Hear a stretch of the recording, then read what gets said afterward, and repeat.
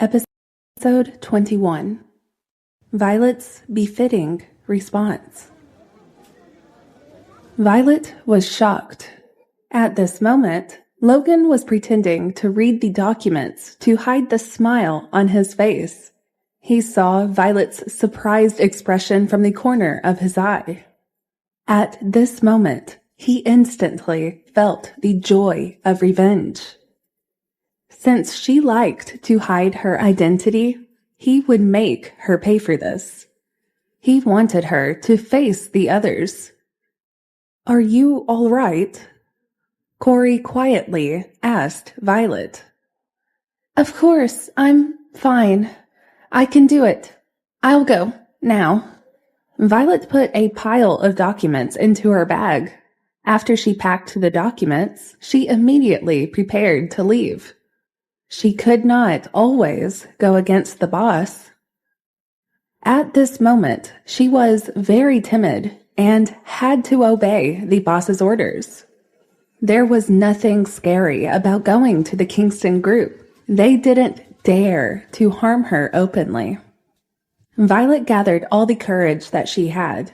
She took a taxi and went straight to the office of the Kingston group. She was very nervous along the way and kept taking deep breaths. After arriving, she took a deep breath and got out of the car and walked in. Charles Kingston and Miranda had a meeting in the company early in the morning. The project they had been working on with the Smith group last time suddenly had a problem. However, they still hadn't found out the reason. Miranda was very angry. She wanted to use this opportunity to fire a few senior executives who had worked for the company for many years. Charles listened to her and did not utter a word against her. If these people did not leave, Miranda would not be able to stand out. He did not want to listen to them. When Kenneth Kingston headed the company, these people were in positions of power. They were very stubborn. They were not willing to listen to Miranda's decision, and they wanted Charles to take a stand for them. "Miss Miranda, something has happened." Miranda's secretary ran in a panic. Before Miranda could scold her, she went close to Miranda's ear and spoke. At this time, she was very rude. The secretary, who came to report to Miranda, was Miranda's elder brother's daughter. This girl had no potential, but she was her family. Miranda wanted to be by her side as a secretary and a spy. "What did you say?" "She actually dared to come." Miranda immediately stood up, full of anger. "What's wrong?" Charles rarely saw his wife lose control of her emotions. "Your niece has come to our company. You continue the meeting. I'll go and take a look. Since she's already here, I'll have to talk to her about what happened yesterday." Miranda pushed open the door and walked out. The people present in the room shook their heads repeatedly. They felt that not only did Miranda's secretary not have basic manners, but she also did not know how to handle a situation. "This is not a mall or a coffee shop. You can't come and go as you please." "Niece? Mr. Charles's niece, isn't she?" The rest of the people in the office who knew who she was were shocked. "She's back." The Kingston family had long denied her existence. "If you don't want me to fire you, then shut up, or you know the consequences." Miranda roared. Charles hardly said anything after Miranda. Everyone looked down on him as someone who didn't have any say at all. What was of greater concern at this time was the news of Violet returning to Los Angeles. They didn't know if the news that Kenneth Kingston wanted Violet to inherit the Kingston group was real or fake. If this was true, then it would be a good opportunity for them. After Violet made a record in the hall, she went straight to the 6th floor, where the director was. However, the moment she stepped out of the elevator, she was stopped by the front desk of the 6th floor. She had a great time at the event yesterday. All the employees of Kingston Group knew about her return. Miranda hated her the most. She actually dared to come to the office herself. This was definitely not a good thing. The front desk mocked Violet and said that she was a secretary because of the unspoken rules. They felt that Violet was shameless. Is this how Director Miranda taught you to speak? Does the Kingston Group allow someone like you to be at the front desk? I am appalled at the policies here, Violet retorted without any politeness. Who are you talking about? After the receptionist was scolded by Violet, she said angrily, I'm talking about the person who just spoke. Who do you even think you are? You can't be this arrogant in the office. Do you think Mr. Logan really likes you? You really are shameless. Elizabeth couldn't even be with Mr. Logan. Did Violet think that she stood a chance? She was just a person who was being toyed with. So it turns out that a woman like you would think of different men for every day. Then, which man did you come to the Kingston Group for? Said the receptionist. Violet knew that whichever woman became the secretary of someone as handsome as Logan, she would be humiliated by such a despicable person. Therefore, Violet intended to take revenge from her. She would not let her insult her.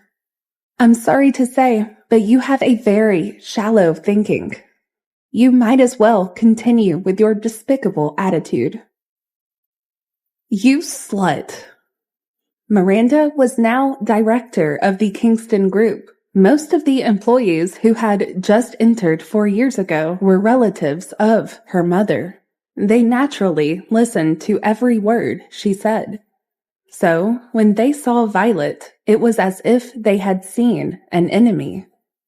At this moment, because of Violet's words, this coquettish front raised her head angrily and wanted to hit her.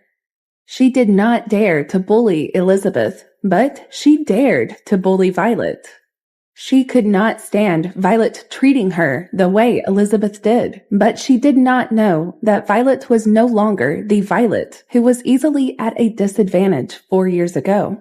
She would not let such an arrogant woman hit her.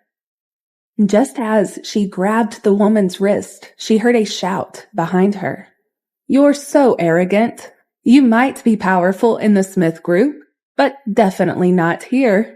How dare you come to the Kingston Group and cause trouble? Jenny, contact Corey. Tell him about this.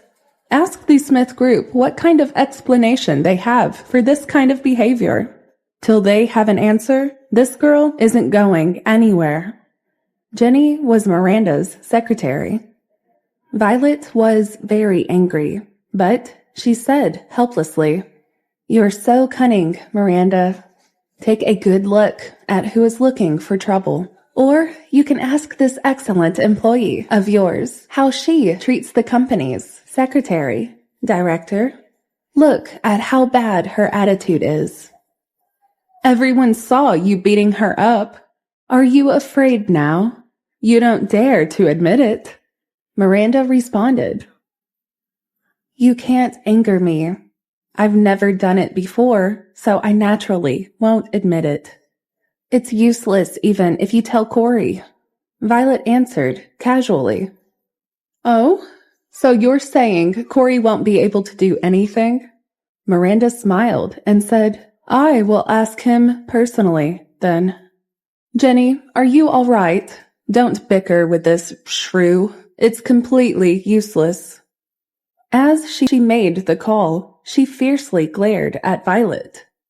This receptionist did not call and instead started to cry. She said that Violet wanted to break into the office directly. She only stopped her for a moment and was insulted by her. She actually still wanted to hit her. Violet was very helpless. Sure enough, they were all Miranda's people. They were indeed not normal. Every one of them was more cunning than the other. Miranda was fiercer than ever. She directly snatched the phone over. She questioned Corey why Violet was so arrogant. She felt that Violet thought that the people of the Smith group were very arrogant because of this. She asked Corey if CEO Logan's employees were all so arrogant, or if it was because his secretary had special privileges that made her so arrogant. If the CEO doesn't fire this secretary, then the Smith Group will be even more shameful in the future, Miranda warned. Elizabeth has just entered our office. She is talking to Sir right now, Corey said. This sentence made Miranda speechless. She didn't know what to say. What was happening? Then forget it. I will look into this. Since she's here in our office, she has to listen to what I say. After Miranda hung up the phone, she sent a message to Elizabeth. She told her that Violet was looking for trouble in the Kingston group, and it was very embarrassing. Miranda asked Elizabeth to persuade Logan to fire Violet. There was no need for the Smith group to lose face because of Violet.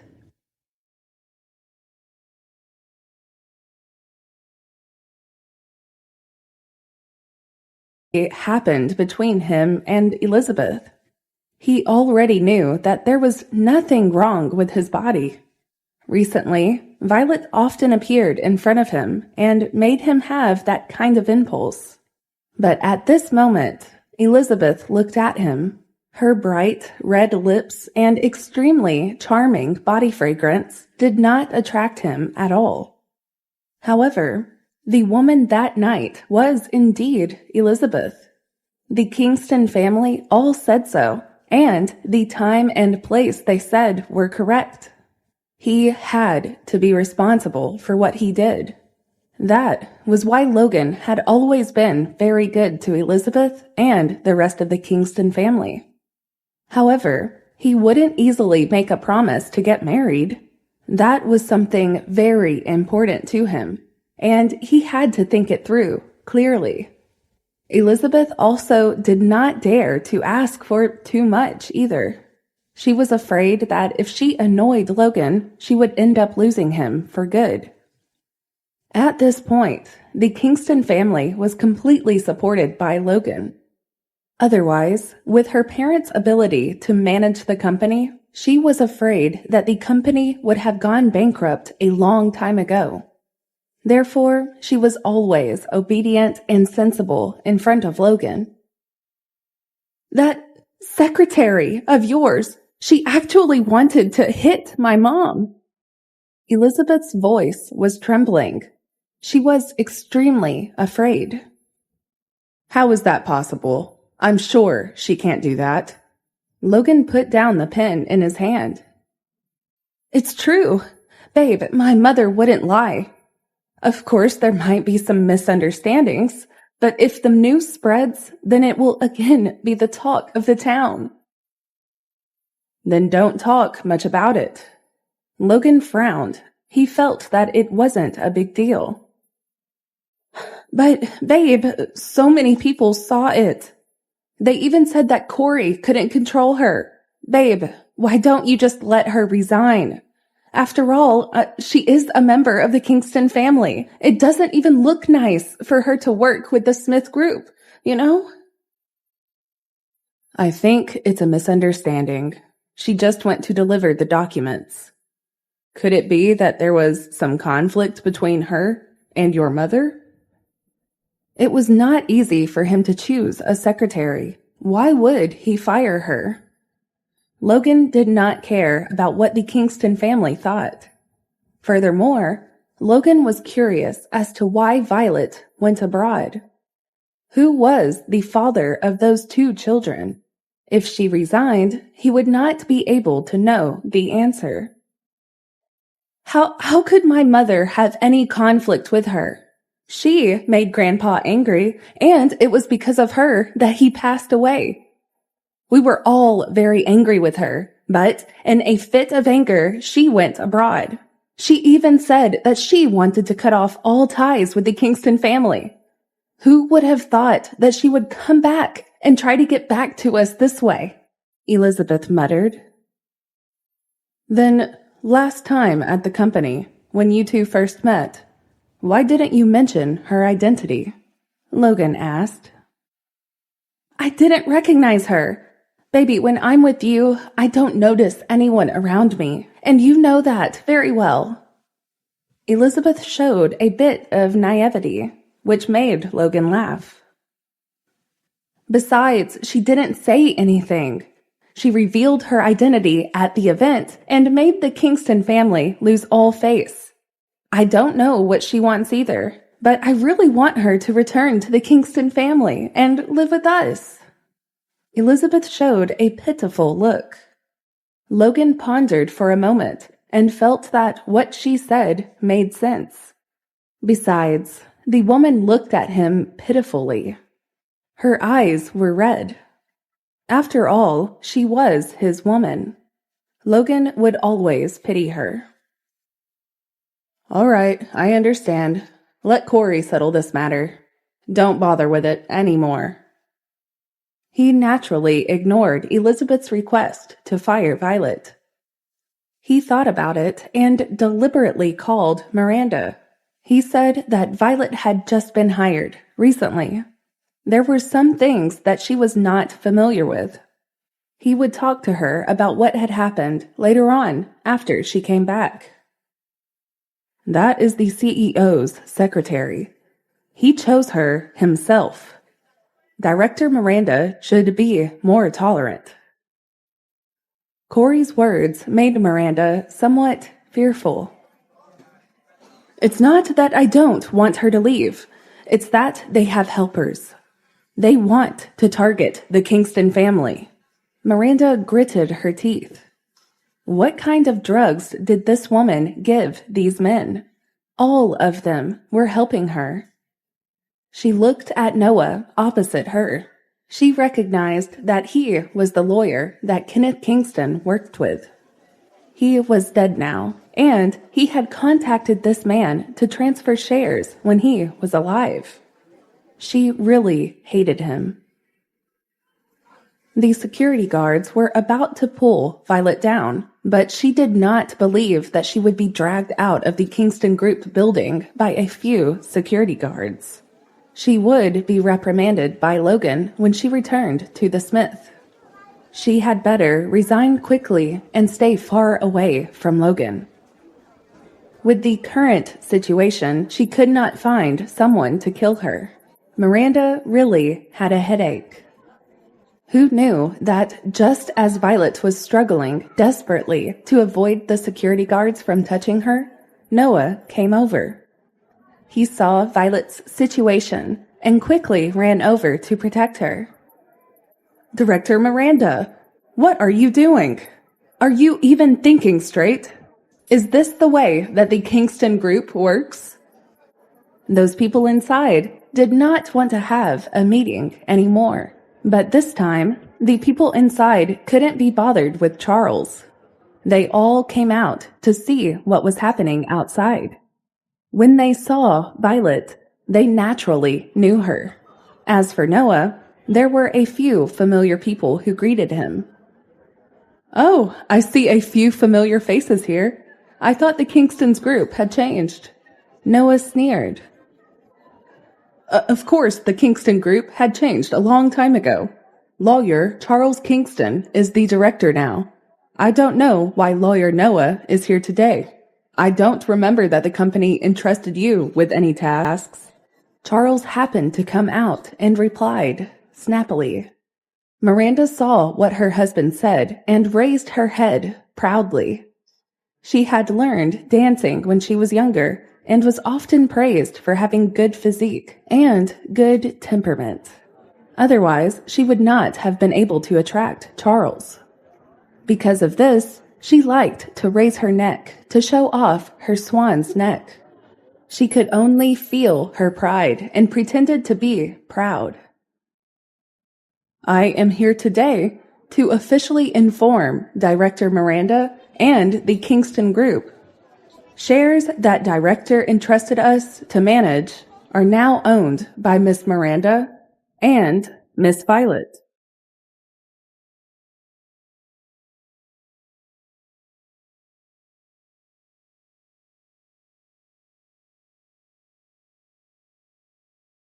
Episode 23.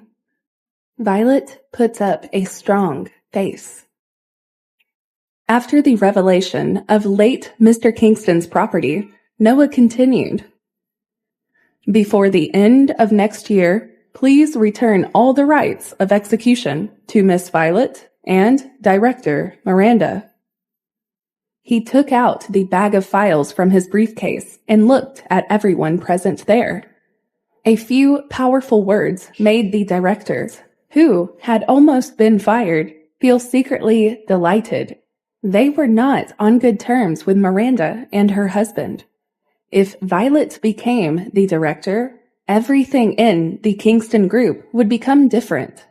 It was a good thing for them. However, they did not know if the backer of the Kingston Group would agree to it. Sure enough, Miranda smiled sarcastically. Lawyer Noah, don't tell me you think you have legal authority because you came here to say a few words. Then you, as a lawyer, have not done your job well.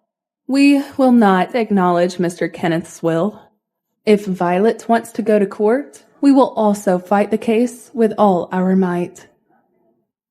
Although Logan and Elizabeth were not married, Kingston Group had been relying on his support all these years. Even if it was for his own sake, he wouldn't allow the position of director of Kingston Group to be replaced by someone else. Miranda was confident about this. Furthermore, Violet did not have the rank of a director anyway. If she was the one in charge of Kingston Group, those in Los Angeles who knew about the relationship between Logan and the Kingston family would never be able to take him seriously, and that was definitely not something that he wanted. If it wasn't for the fact that Violet had been bullied, Noah wouldn't have been in such a hurry to tell them all about it. Who would have thought that Miranda would be so arrogant? Noah only wanted to inform you. The shares were initially given to me by my grandfather, so I will surely take them back. But I am not in a hurry. I'll let things flow the way they are. Violet interrupted. Violet knew that Noah was worried about her, but she was not that anxious. She was already working at the moment. It didn't matter as long as she was earning and could support her children. She was handling everything else with a lot of patience. Since the documents have been sent, I will go back. Mr. Logan is still waiting for me at work. Violet's words were confusing, making Miranda momentarily unable to figure out what kind of relationship she had with Logan. It seemed like there was some special intimacy between them, but she also felt that it was impossible. Elizabeth had told them that Logan was like a block of ice. He was cold to everyone. There were several times when Elizabeth took the initiative to flirt with him, but he didn't budge. How could such a man be interested in someone like Violet? Stop joking. I heard that you gave birth to 2 children. They are illegitimate children, right? They don't even have a father. How could you bring them back with you? Miranda mocked. What does it have to do with you? Are you insane, Miranda? Do you think Grandpa could even think of doing any good to you? What have you done all these years? I'm sure you know that everyone is aware of what all you do. Violet snapped back. My children are my treasure. They are the most important people in my life. Miranda, you should stay away from my children. You have absolutely nothing to do with them. Violet added. Violet's children were her soft spot. Whenever someone said anything to them, she got very defensive and began to react. Miranda was black-hearted and had done evil things. Could it be that she did not know who had given her all of this? It was all because of her good daughter, Chloe. If there is nothing else left to talk about, I have to leave. It is time for work now. I need to return to work. Violet coldly turned around and did not continue to fight. Wait a minute, I'll take you. Noah pulled her and threw the bag of documents in his hand onto the secretary's desk by the side. These documents will help you understand the following procedures. If you have any questions, call me. As your father's lawyer, I would love to help in every way that I can. I am the one in charge of the Kingston family now. Miranda winked at Charles. Just as Miranda said, these are not just words.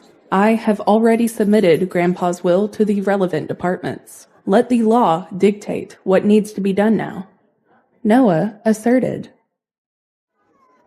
You? Charles was shocked and angry. He pointed at Noah as if he wanted to eat him, but Noah completely ignored him.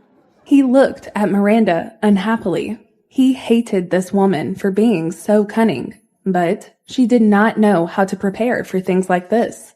It was very evident. If Charles had known this would happen, he would have bribed Noah in advance. Why would he let Noah go to the office and announce this in front of everyone? Wouldn't all the old employees be so happy listening to this? They would probably support Violet to take the position. Little slut. He really regretted his benevolence back then. He should have definitely killed her. Charles, what are you worried about? The heir of the Kingston group naturally has to have a good character. Not only is Violet no longer a part of the Kingston family, but she has even eloped with 2 illegitimate children. Such a person cannot lead the Kingston group. We all know what the senior directors would have to say about this, Miranda remarked. Noah frowned and looked at Violet. He was afraid that she would be hurt by these words. The tip of his finger that he held in his hand felt cold. He wanted to take her away as soon as possible. This place had really changed. It was no longer the Kingston group that it once was. A few people there wanted to support Violet, but they were scared, so they did not come forward to support her.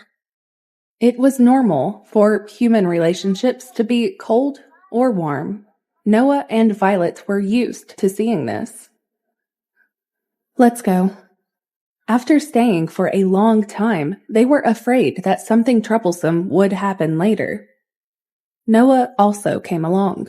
If something really happened, no one would help them.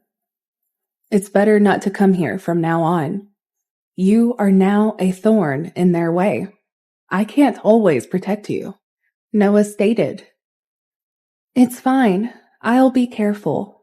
I should probably get to work now, Violet replied. Logan is really detestable. Is there no one else in the company? He clearly knew that there must be a reason why you didn't return to the Kingston family, but he still asked you to come over. Noah asked. Don't blame him. I have to face this, no matter what I do, Violet answered. Noah was right. Even if it was a prank, he wasn't bound to care for her feelings. You are quite protective about your boss, I must say. You shouldn't have come here alone today. If I hadn't passed by, those people wouldn't know what to do with you, Noah responded. Why are you so worried about me? Violet questioned. That's right. I've been taking care of you for 4 years. I am not being bullied. You and your children are very important to me. Noah answered. Don't worry. They can't do anything to me. Don't be too nervous. I heard Haley say that your law firm is becoming even bigger now. You should spend more time at work. Violet replied assuringly.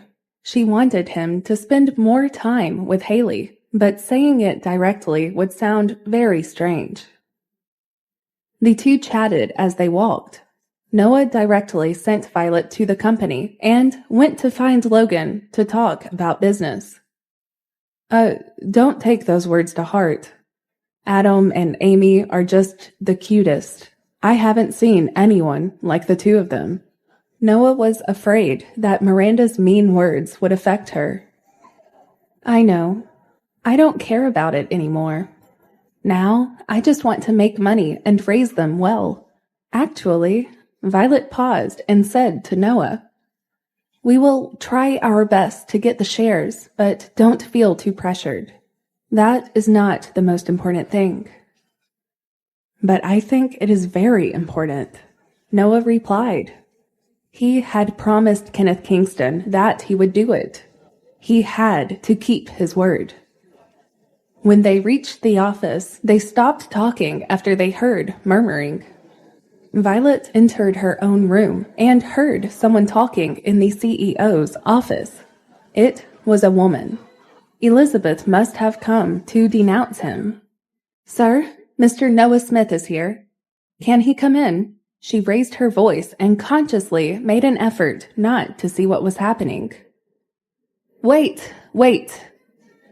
Elizabeth wiped her tears in a panic. She cried in front of Logan for a long time so that he would fire Violet, but he just didn't agree. He only said that he would increase her workload. She would not even have time to spend with the Kingston family then.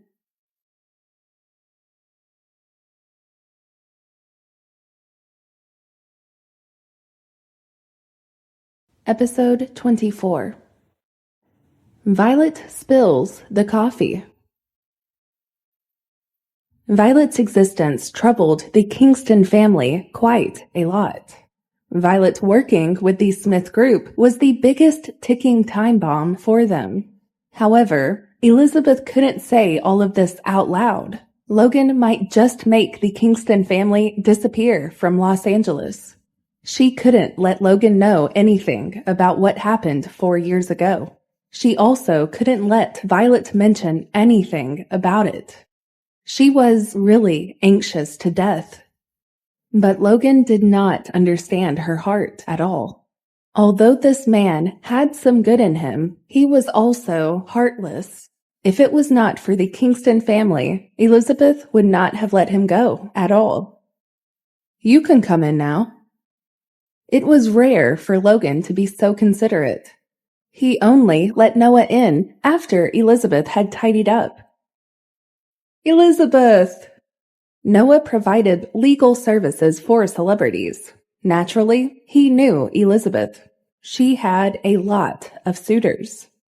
They were all rich second generations in Los Angeles, but these people were nothing in front of Logan. Logan was just something else. He was known as the most desired person in the city for his handsome looks and also for the fortune he had. No one stood a chance against him. So the two of them had some kind of relationship? Noah looked at Logan curiously. He didn't try to hide his interest, but Logan didn't seem to care about him at all. You can just call me Liz. You should all know who I am. My sister must have already told you who I am, Elizabeth asserted. Noah glanced at Logan. I guess the CEO also just found out. But it doesn't matter. Violet's job does not conflict with her identity. She does not need to resign, Logan interrupted. Hearing this, Violet felt comfortable. She smiled and let out a sigh of relief. She immediately decided to perform well and be a good secretary. She would serve tea and water to the boss's guests. She knew that she just wanted to do her best because she had dependents to support. The idea of supporting her kids was something that she gave most importance to. "So, what brings you here?" Logan asked. "I want to talk to you about the law firm." Noah dragged a chair and sat beside Logan. He looked at Elizabeth and asked, "I hope Elizabeth doesn't feel bored." "No, I don't understand any of this at all. Law has always confused me. I will talk to Violet. She will surely help me." "It's fine. Let's talk," Logan announced. Elizabeth was naturally different from others. Although it was more her responsibility, she did not mind listening to things related to law. Logan also acted as if he was protecting her. However, when Elizabeth saw that Noah and Logan were really good friends, her mood became even worse. All of this could help Violet so much. She hated all of this. Why was this happening to her?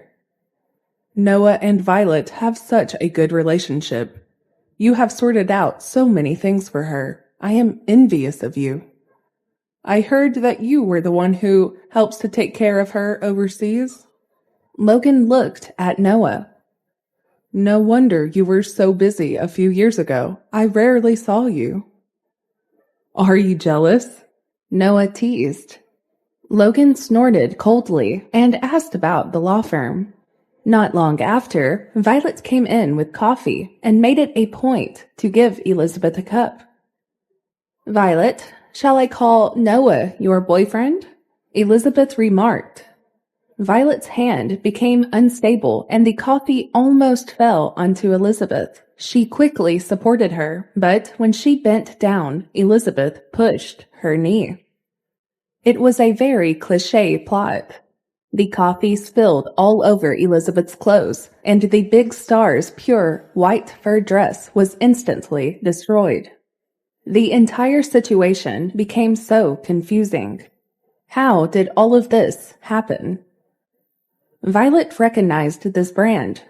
A t-shirt cost a few $1,000s. This long fur dress that reached her ankles would easily be at least a few tens of thousands. What bad luck! She shouldn't have been kind enough to give her coffee. She should have just let her sit there. Some people just aren't worth it, and the sooner one realizes this, the better. She genuinely tried to be good, but it didn't work out. It's over. She's going to get scolded again. Violet nervously peeked at Logan. She felt a little pressure and didn't dare to look at Noah again. She was afraid that it would cause trouble for him, and Logan would take his anger out on him. She quickly lowered her head and cleaned up the messy table. "Why are you so careless?" Logan came over and looked Elizabeth up and down. After making sure that she was not burned, he started to scold Violet. He pulled Elizabeth to the bathroom and washed her exposed wrist with clear water. "Violet, I know you hate my parents, but we are different people. Why are you punishing me because of them? You don't need to be so petty to take revenge, right? I want us to be friends. Don't do this to me." Elizabeth cried so much that her face was covered in tears. "I'm sorry. I didn't do it on purpose. I can't afford this dress. How about Mr. Logan deducts it from my salary?" Violet apologized. This time, he had no reason to fire her. Violet thought she owed him a debt. Elizabeth did not expect that she would not quibble. She was stunned. Why did this woman not play according to common sense? As long as she refuted, Logan would definitely be angry because he hated people who refused to admit their mistakes the most. Now Violet took the initiative to admit her mistakes and did not complain. She even had to compensate her. She did not know what to do next. Logan coughed lightly. Maybe it really was just an accident.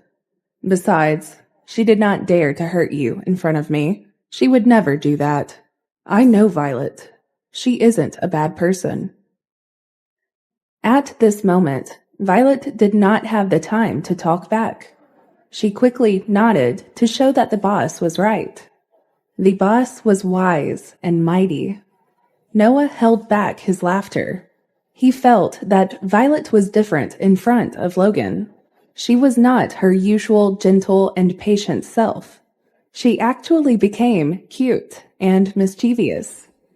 It was indeed different with a job. She became lively. Since Logan said so, then Violet must not have done it on purpose, Elizabeth stated. Of course not. Violet could not call Elizabeth her sister and dryly laughed along with Elizabeth. Then my parents did not mean to blame you. They were only thinking about the reputation of the Kingston group. Violet, what you did in the past had a huge impact. It's not a good idea to go back to the Kingston family. You should follow me back to the Kingston family. I am telling you, everything will work out for all of us. You should just trust me for once, and you'll see how everything will be fine. Elizabeth acted out. Noah looked at Elizabeth silently. He roughly knew what she wanted to do. She wanted to trick Violet into returning to the Kingston family, and then let them do whatever they wanted. Violet did not utter a word and took a towel to wipe Elizabeth's clothes. After a while, she shook her head. I don't want to go back yet. Furthermore, I have just begun working here. How can I leave just like that? I want to work like a professional, just the way that I initially intended to. I haven't repaid Mr. Logan's kindness yet, Violet asserted. Her tone was soft, causing people's hearts to ripple. Logan was momentarily lost in thought for a moment. He felt as if he had heard this voice somewhere before. It was a voice that aroused the deepest desire in his heart, and he almost couldn't hold it in anymore. Violet definitely did not do it on purpose. How about this? I will pay for the clothes. Violet hasn't paid yet, right? Logan offered. He saw that Elizabeth had bumped into her by herself. She had a pitiful look on her face. She wanted Logan to help her vent her anger. She looked quite innocent, but she actually was quite good at acting. She was indeed an actor. The Kingston family was really strange. Why did they want to chase Violet away from the Smith group? They seemed to be very afraid that Violet would continue working here and that she would stay by Logan's side. Why was that? What was it that they were so worried about? Noah treats Violet so well. Why did he let Violet work for you? After all, Logan's temper is so unbearable for most people. Everyone who knows Logan, even the slightest bit, understands this about him. Elizabeth spoke. But Violet is not an ordinary person, Noah stated. Huh? Elizabeth was stunned. Why not be more modest?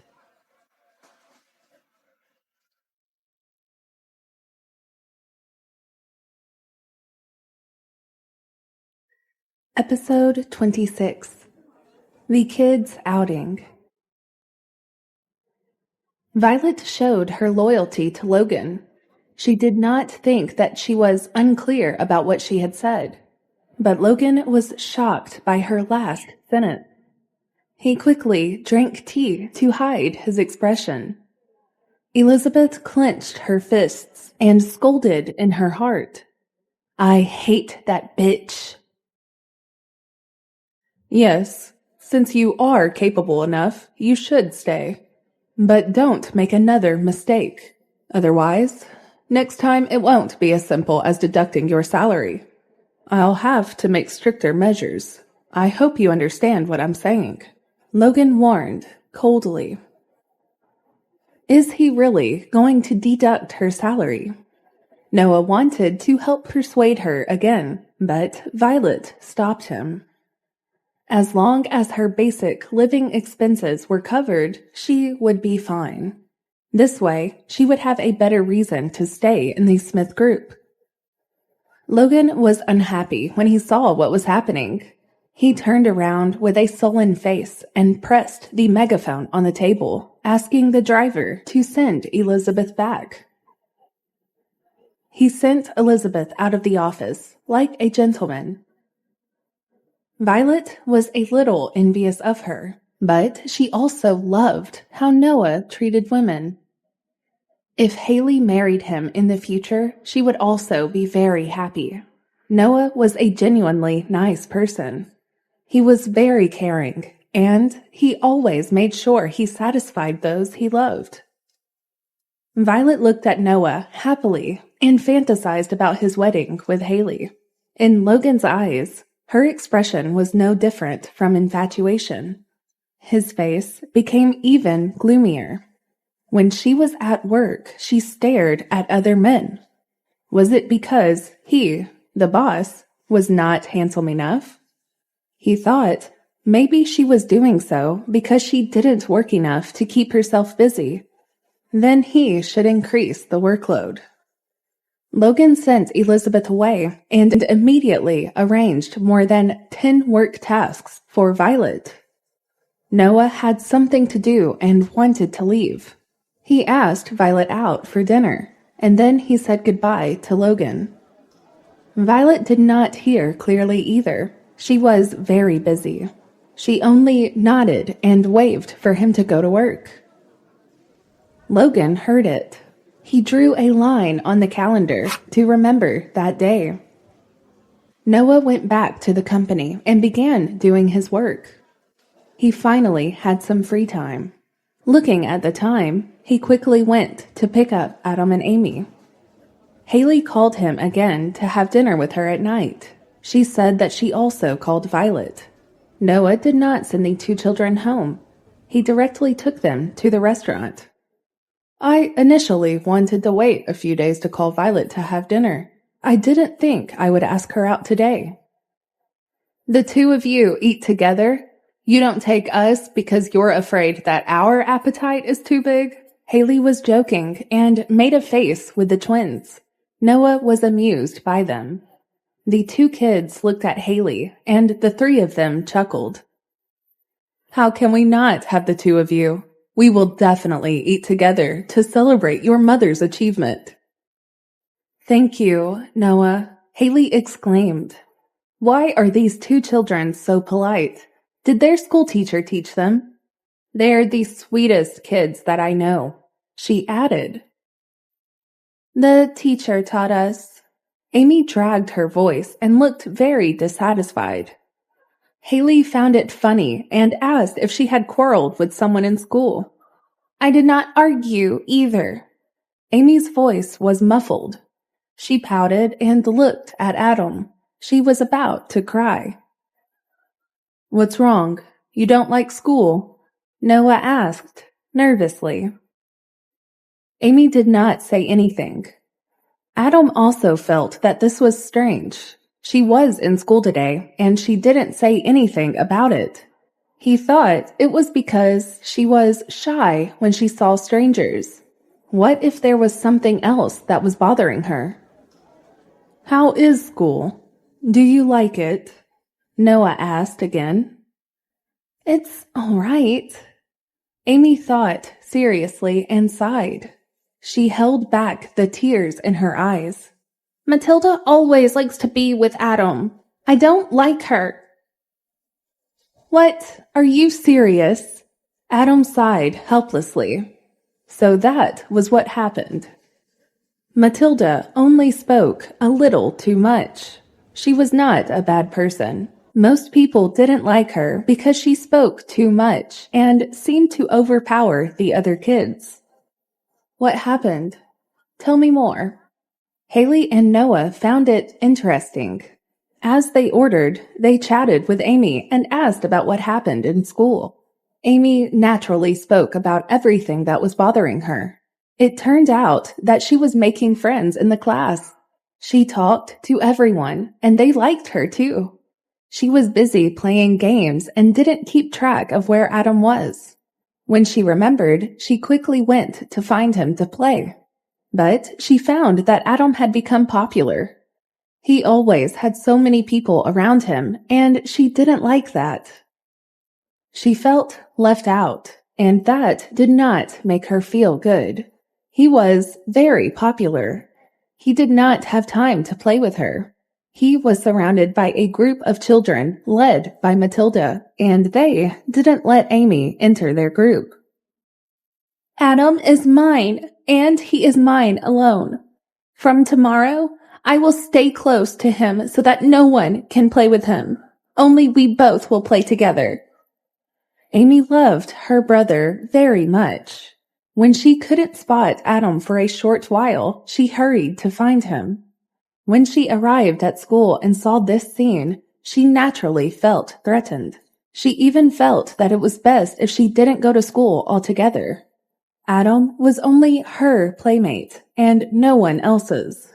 Of course, it was just a thought. Every child had to go to school. Only then could their mommy be at ease and go out to work. Haley laughed involuntarily. Then you have to treat Adam better. Otherwise, if other children like him more, what will you do? Think. Adam, I will always listen to you. You like me the most, okay? I don't like you the most. Adam wrinkled his nose and complained cutely. I like Mommy the most. All right, so you like Mommy the most, but you also have to like me the most. Let's tie in first place. All right, brother? All right, you can do it. All of you are tied for first place.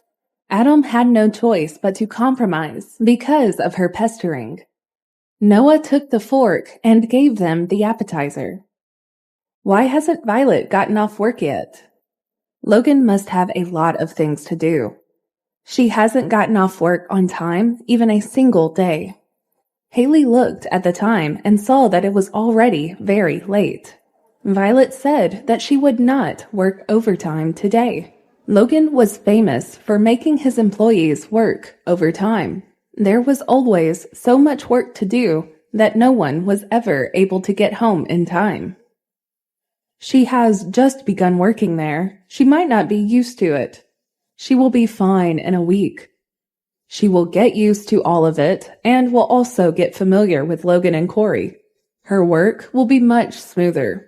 It is only the start that might seem a little harder. She'll be fine. Noah had just gone to Smith Group's office during the day. He naturally was not worried about Violet. Logan was not a strict boss. He knew she'd be able to pull along well. I don't think he will make things difficult for her. What do you mean? Although Logan had a strange temper and was very willful, he was also very arrogant. He could not make things difficult for an employee.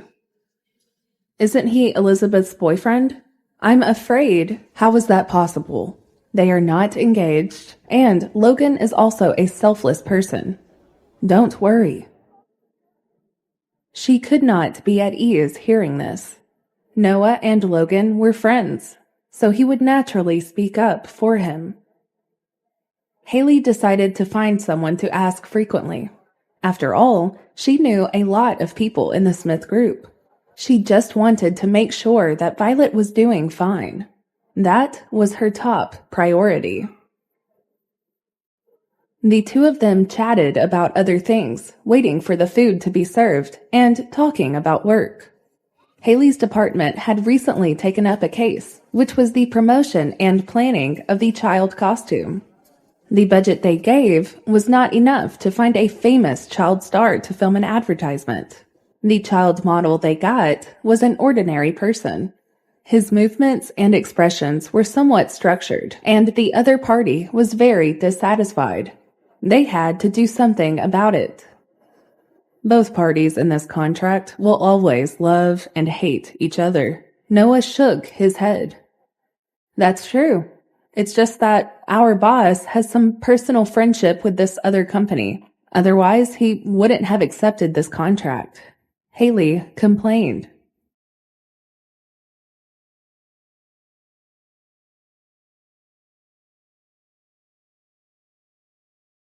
Episode 27. Violet ends up in another mess. Nowadays, I see that there is resistance to things that can be done easily. That's not called work anymore. It can't be helped. The goal is the same, but the standpoint is different.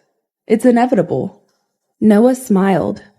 Violet arrived when the waiter served the dishes. Noah saw her and quickly waved. The twins were the happiest when they saw their mommy. They missed their mommy so much when she was at work. I'm so tired. I have been so busy the whole day. You have no idea. Wait for me. I'll go wash my hands. She sat down to drink a cup of tea. She quickly rushed to the toilet then. Haley's heart ached when she thought of the time she advised her to go to the Smith group. She did not seem to have the right to blame Logan. Had she not pitched in this idea to Violet, she wouldn't be working under such a boss today. At that time, she wanted Violet to get in touch with Logan. Perhaps they would fall in love. Now she could not possibly ask her to resign. It was only a difference of a few days. It's my fault I didn't tell you earlier.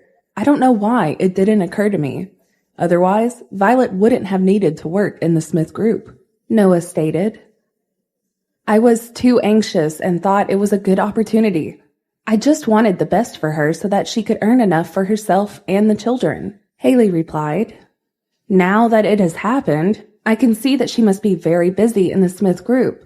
When she comes to my place, she will also have some free time. It is also more convenient for her to bring Adam and Amy to and fro from school, she added. Noah rubbed Adam's head with some regret. Nothing could be done now, so he could only help take care of them. But it doesn't matter. We can help her more when we have time. She should run around Los Angeles more than anywhere else in the world, Noah asserted.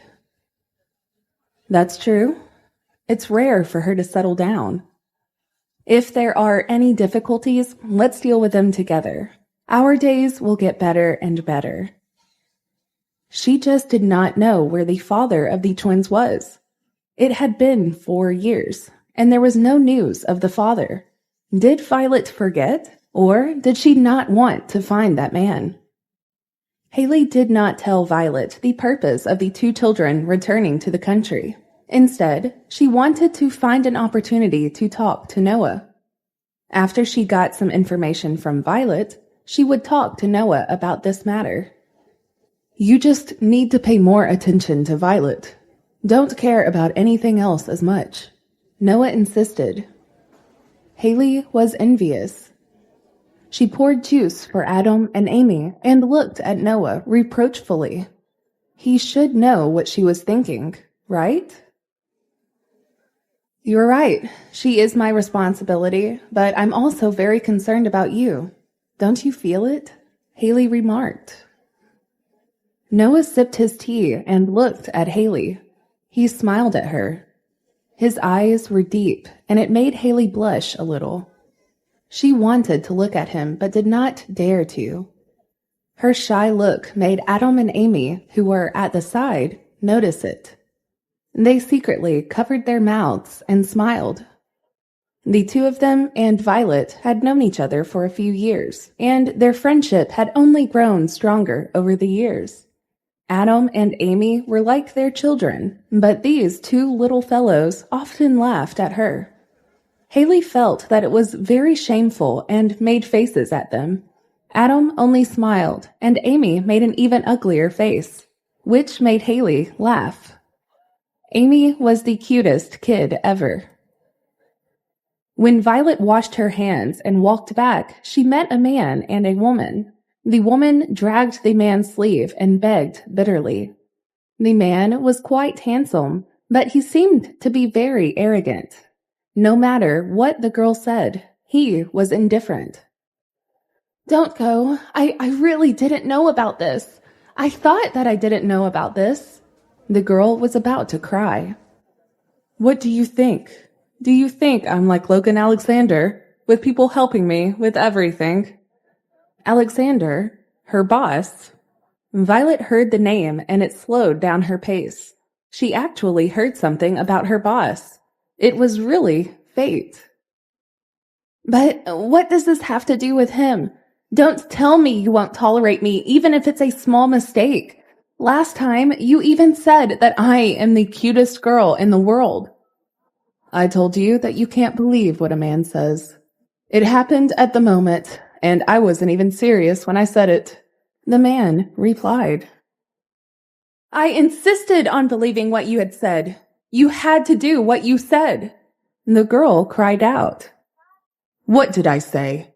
the man responded coldly. "You said I was cute," said the girl, who looked no less than a high-profile model. "Your cuteness has nothing to do with me." The man's voice was even colder, and there was even impatience in it. He seemed like such a douchebag. This girl looked like a sweetheart. She was talking to him in such a nice way. Moreover, she spoke gently and had a good temper. This man did not know how to value her. His attitude towards her was pathetic. It was evident that he was a really bad man. "I'm cute. You have to love me," the girl said righteously. Violet choked. "Who is eavesdropping?" the girl called out. "Don't blame others for hearing you make a noise. You're making a fuss out of nothing." The man was about to leave, probably because he felt embarrassed. "You're so annoying. It's not good for me. How is your brother? You can go back and find him." The man shook his sleeves and took a step forward, but the girl held him back. "Okay, now you're just really making me angry, and you know it." "Garrett, don't push me too much. There is a limit to my patience," the girl yelled. When the man turned around, Violet's heart almost jumped to her throat. Could it be that he wanted to hit her? "Stop! You are not allowed to be violent." Violet could not continue watching. Although Adam and Amy were waiting for her to eat, she could not ignore this matter. Many girls only encountered violence because no one helped them. She just had the urge to help this girl. It seemed like she was in trouble. Violet knew that all of this was not her matter, but she still intervened because she felt very bad for the girl. As a woman, she could not just walk away like this. This kind of thing could not happen in front of her. "Sir, please be more polite with your words. If you have anything to say, just speak properly. That's the least you can do. If you don't like to be polite, do you want to go all out? Why are you doing this? At least think and reconsider." "You are sick." Garrett looked at the woman in front of him. She was the one who was eavesdropping. Logan's secretary was stupid. He did not know that she had become a famous person in Los Angeles. Except for children and old people who didn't use the internet as much, most people could recognize her. She had a good figure. At this moment, it seemed like she was a person who loved fighting for justice. No wonder she always caused trouble for Logan. She was interesting. "Who are you scolding?" Violet widened her eyes and stared at Garrett unwaveringly. What do you think you're doing to that woman? Are you in the right frame of mind, or have you completely lost it? Who are you talking about? This time, it was Garrett's turn to scold someone. This woman was really sharp-tongued. How could she say so much to him? She really had a lot of nerve. No, absolutely not. These words were disgusting. Even if Logan heard it, he would still hit someone. If I remember correctly, you are Logan's secretary, right? Logan asked you to interfere with my matters. Garrett really wanted to start a fight. He didn't have the chance earlier, but now that his secretary had appeared, he found this opportunity one that he could use to make Logan angry. This was his chance. Violet was incredibly confused. What was going on? Why was Logan suddenly involved again? She was still in the dark. The girl said in surprise, "You're Logan's secretary?" Logan? What was happening? This entire thing was very confusing for Violet. She was in this situation because she saw a man mistreating a woman. Besides that, there was no reason for her to be here at all.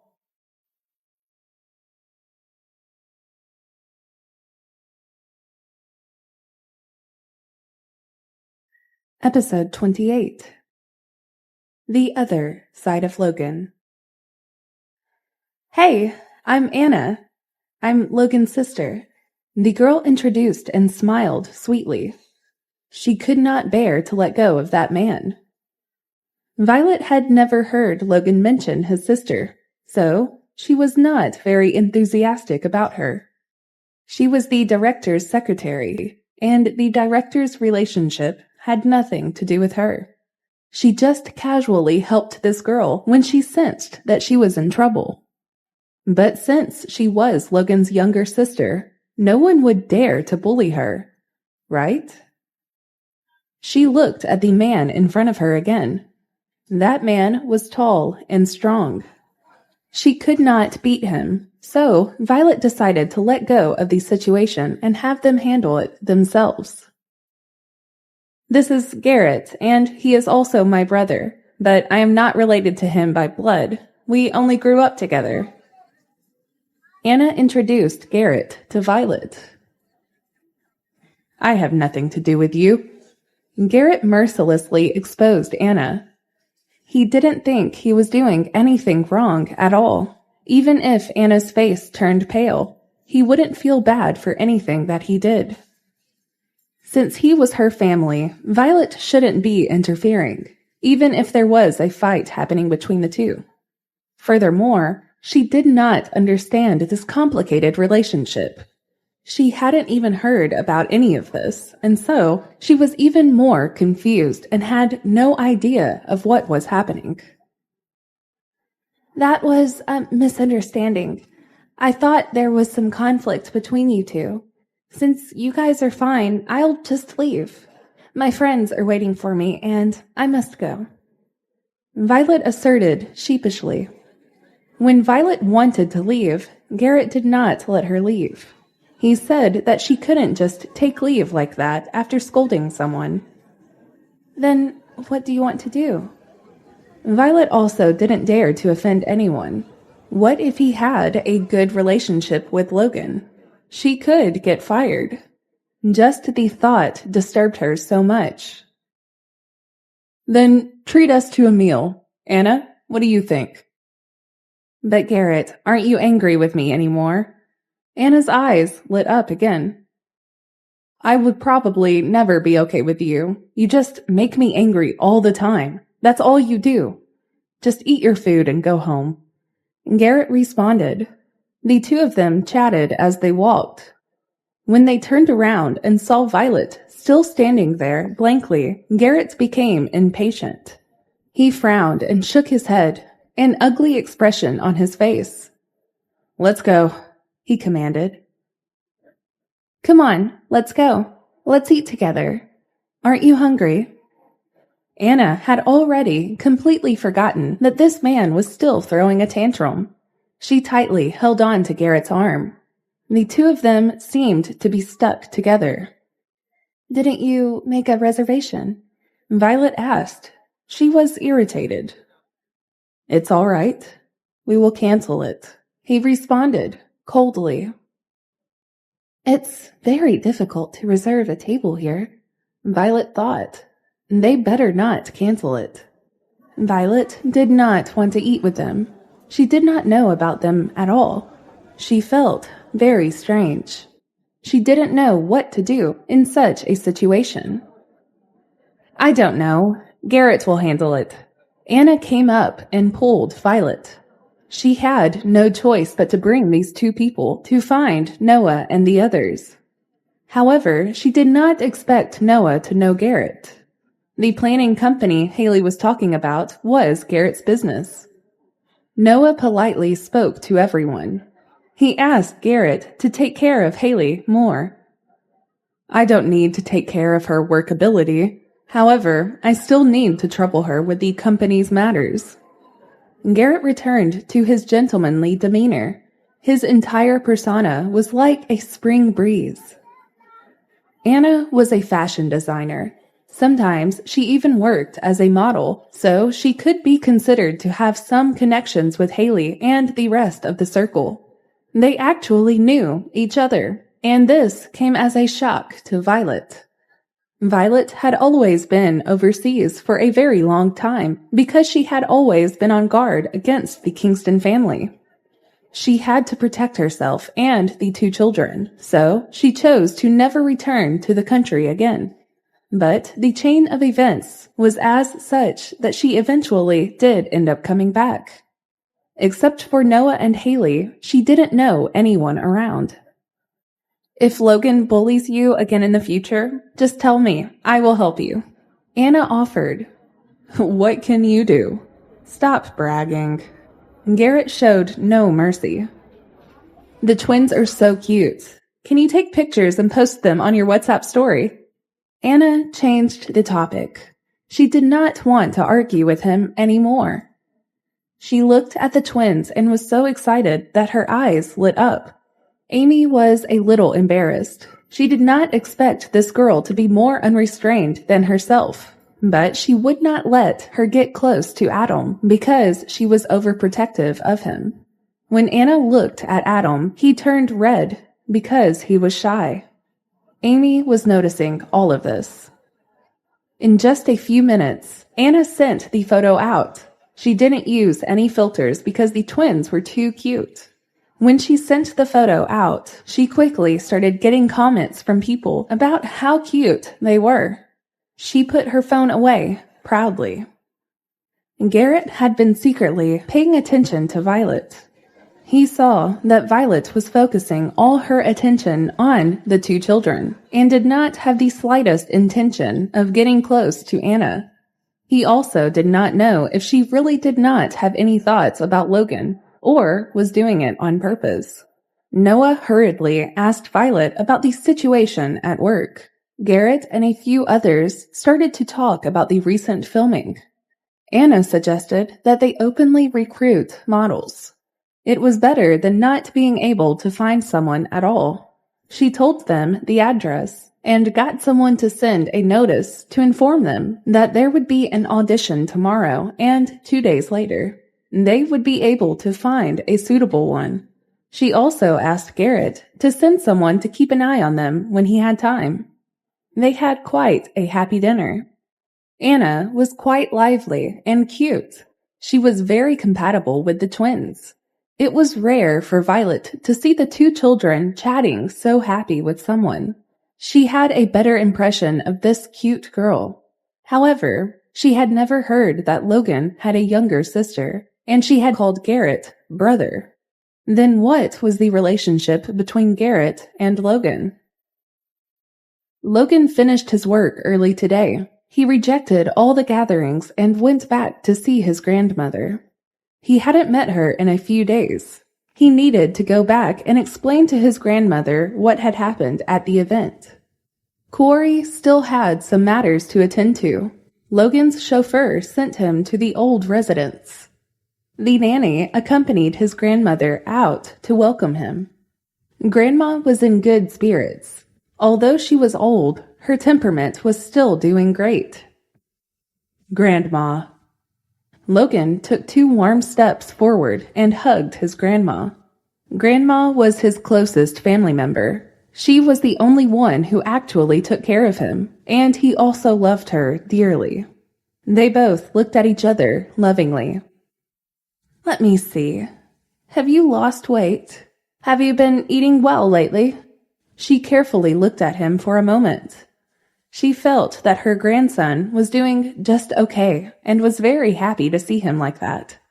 She held her grandson's arm and walked into the room. The nanny followed behind. When she entered, she helped Logan change his shoes and coat. Then she busied herself with making tea and bringing it up. Kate made your favorite steamed pork ribs today.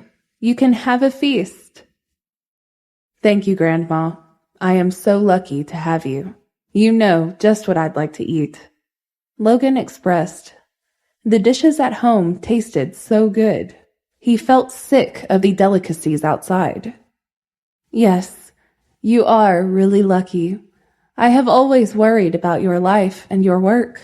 You don't miss me at all. You really don't want to move back here, Grandma complained. Oh, Grandma, I have already grown up. Besides, the place I live in is very close to my workplace. It's more convenient for Corey and the others to go and look for me, Logan explained. Do you think I'm stupid to believe you? Grandma replied. How is that possible? Would I ever think that way about you? You are my favorite person in the world, Grandma. I don't love anyone more than I love you, he expressed. Logan's face was cold outside. When he returned to his grandmother, he would act cute and act spoiled. If Violet saw how he was with her, she would probably think he was faking it. This was the Logan no one knew, because he'd never act this way in public. Episode 29. Grandma wants Logan to marry. You always make me happy, but you have to also focus on your personal life now. It's time that you do. People your age have children by now. Grandma began to nag at him. She gave him examples of other people who were married. She also gave examples of people who had grandchildren, going on dates, while others were having children. When the nanny was done setting up dinner, Logan himself served food to his grandma. He was a little annoyed by what she was saying, but he nodded to show that he was listening to her and understanding what she was saying. Has Anna been coming to you lately? He began to change the topic. Why do you care about her? Grandma said angrily. Logan didn't have his own personal life sorted out and was asking about others. Grandma, she is, after all, Father's child. You have to care about her. I am worried about her and Garrett. They keep fighting all the time, Logan expressed. She has her own mother. I don't need to care about her, Grandma retorted. She did not have time to care about the mother and daughter. Even if Anna was obedient and sensible, she was not her biological granddaughter, so she did not care about her. Grandma only cares about you. I only care about your matters. I know, Logan, you are the most sensible. You will never let your grandmother down, Grandma asserted. Grandma, did you propose to do business with the Stellar family? Logan asked after thinking for a while. That's right. Did something happen? She asked.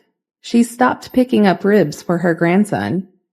She looked at her grandson and felt that he did not seem to be happy, so she sighed and put down her fork. Garrett may not speak correctly, but he is still your younger brother. In the future, if your grandmother is no longer by your side, she began. Grandma, why are you saying this again? You have to be there for me. Always, he said angrily. Logan did not like hearing these words. He felt that Garrett would not admit that he was his brother. It was normal for a mother to remarry after the father passed away. However, his mother did not care about him after remarrying. After Garrett was born, Logan's mother forgot that she still had a son. But now that he was very old, Logan felt that there was no need to make it up to him anymore. He probably did not want to accept his compensation either. Not all regrets could be made up for. The past days would never come back. But I feel that the Stellars group is slowly becoming stronger. I think it wants to compete with the Smith group for business. I'm doing these things for your sake, Grandma announced. Grandma, you said that you want me to handle the business matters by myself. Logan didn't like people interfering with him too much. It was impossible for Garrett to acquire the Smith group. Then I can take care of your personal affairs? She asked. It seemed like someone had said something in front of his grandmother. Could that person be his mother? I can supervise all your personal affairs. I know everything. But this depends on whether I believe in others or my own grandson, she added. Logan smiled and said, You want me to confess on my own accord, again? Are you asking about what happened at the event? Grandma saw that he did not care about it at all, and only then did she completely relax. Since he could not hide anything, then there definitely would not be any major incidents. Violet was just a secretary. Even if Logan liked her, he could still control himself. It was much better for Logan to be with her than having a scandal with those celebrities and models. In a few days, your grandpa Chris will be returning to the country. When the time comes, you can meet her. This was too sudden. Grandma was preparing to let him go on a blind date, but Logan was still with Elizabeth. If he went on a blind date, their relationship would be too awkward. He wanted to say it, but did not say it out loud. Grandma also ignored him. She had never fully accepted the relationship between Logan and that little celebrity.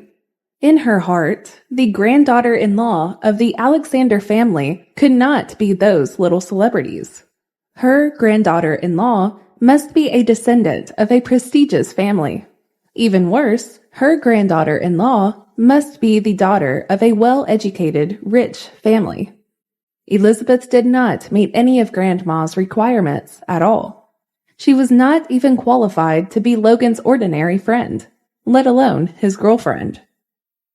I am still very young. I am not ready to get married. Besides, Grandma, you know that Smith Group's business scope is getting broader with time.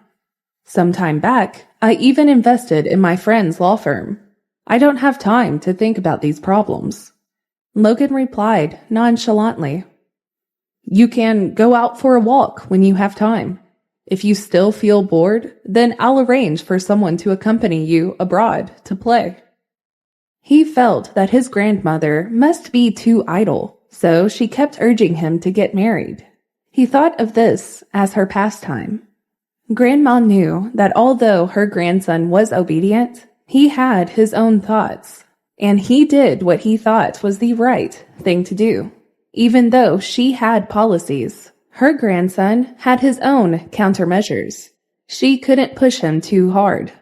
So she gave up on this topic. She was even less likely to go abroad. If she went abroad, no one would care about her grandson. She was afraid that her grandson would be fooled. After dinner, Logan chatted with his grandmother for a while. He did not return to the villa at night and chose to stay with her at her place.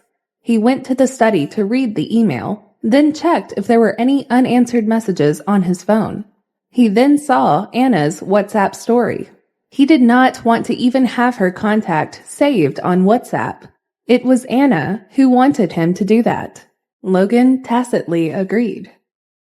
He saw a photo of Anna and the twins. Logan suddenly remembered Violet wiping her neck in the bathroom. Damn it!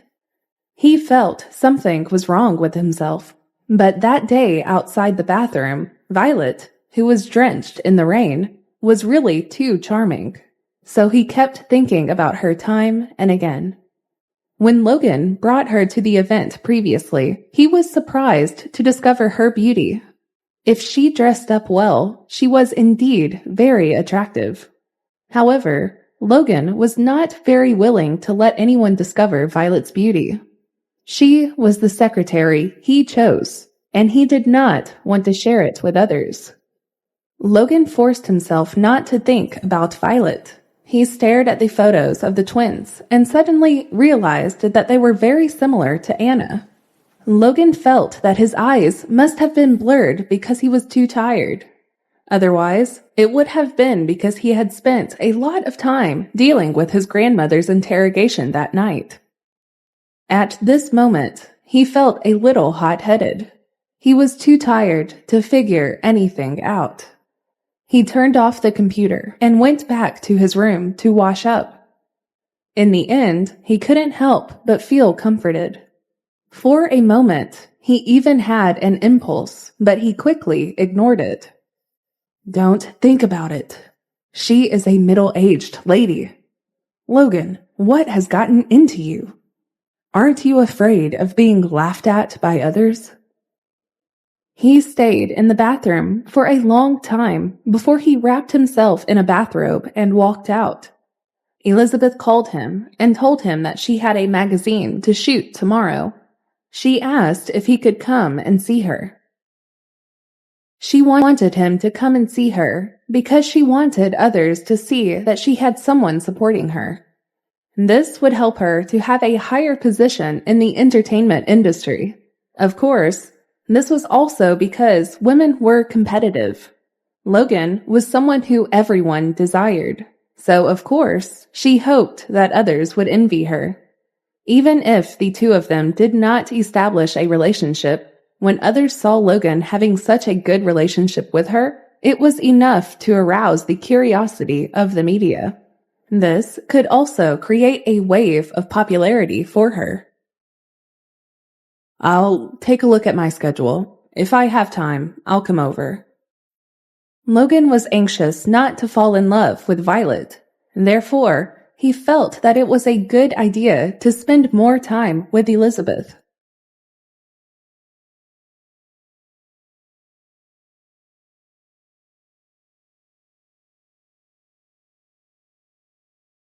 Episode 30. The Afternoon Tea. He went to visit the staff and brought afternoon tea for them. First, he wanted to build connections for Elizabeth. Second, he wanted Violet to know. As long as Logan was willing, there would be women who would like him. He did not care about her little tricks. Violet slept in a daze in the middle of the night. She only felt that her mouth was dry. She got up to drink tea and sneezed a few times. She thought that she was going to catch a cold, so she quickly took medicine and ate it. She had just gone to work a few days ago, so she could not let the cold affect her work. Logan was a cold and heartless person. Who knew if he would use this to make things difficult for her? She knew that she had to make it to work no matter what. Fortunately, perhaps the medicine had some effect. When she got up the next day, she was full of energy and could not help but rejoice. She was so glad that she was finally doing all right. She and Haley sent the children to school and went back to work. There was a traffic jam on the road, and she almost got late. Haley's work time was more flexible, and she was not afraid of being late. But Violet felt that she had been giving her good friend trouble all day. I need to find a house. It needs to be close to my workplace and also close to school. Why? Do you feel that my house is not comfortable? If Violet moved out, then the possibility of Noah going to her place in the future would be even lower. Haley felt that she and Noah were only separated by a layer of window paper, so both of them should have a tacit understanding. But this layer of paper, she could not wait to break it. She wanted things to progress between them both. Currently, she felt that there was something unsaid between both of them, and that did indeed bother her a lot. How is that possible? It's just that you can't send me off every day. It will affect your work, and we can take care of ourselves, Violet insisted. That won't do. I love living with Adam and Amy. Why do you want to separate us? Haley replied.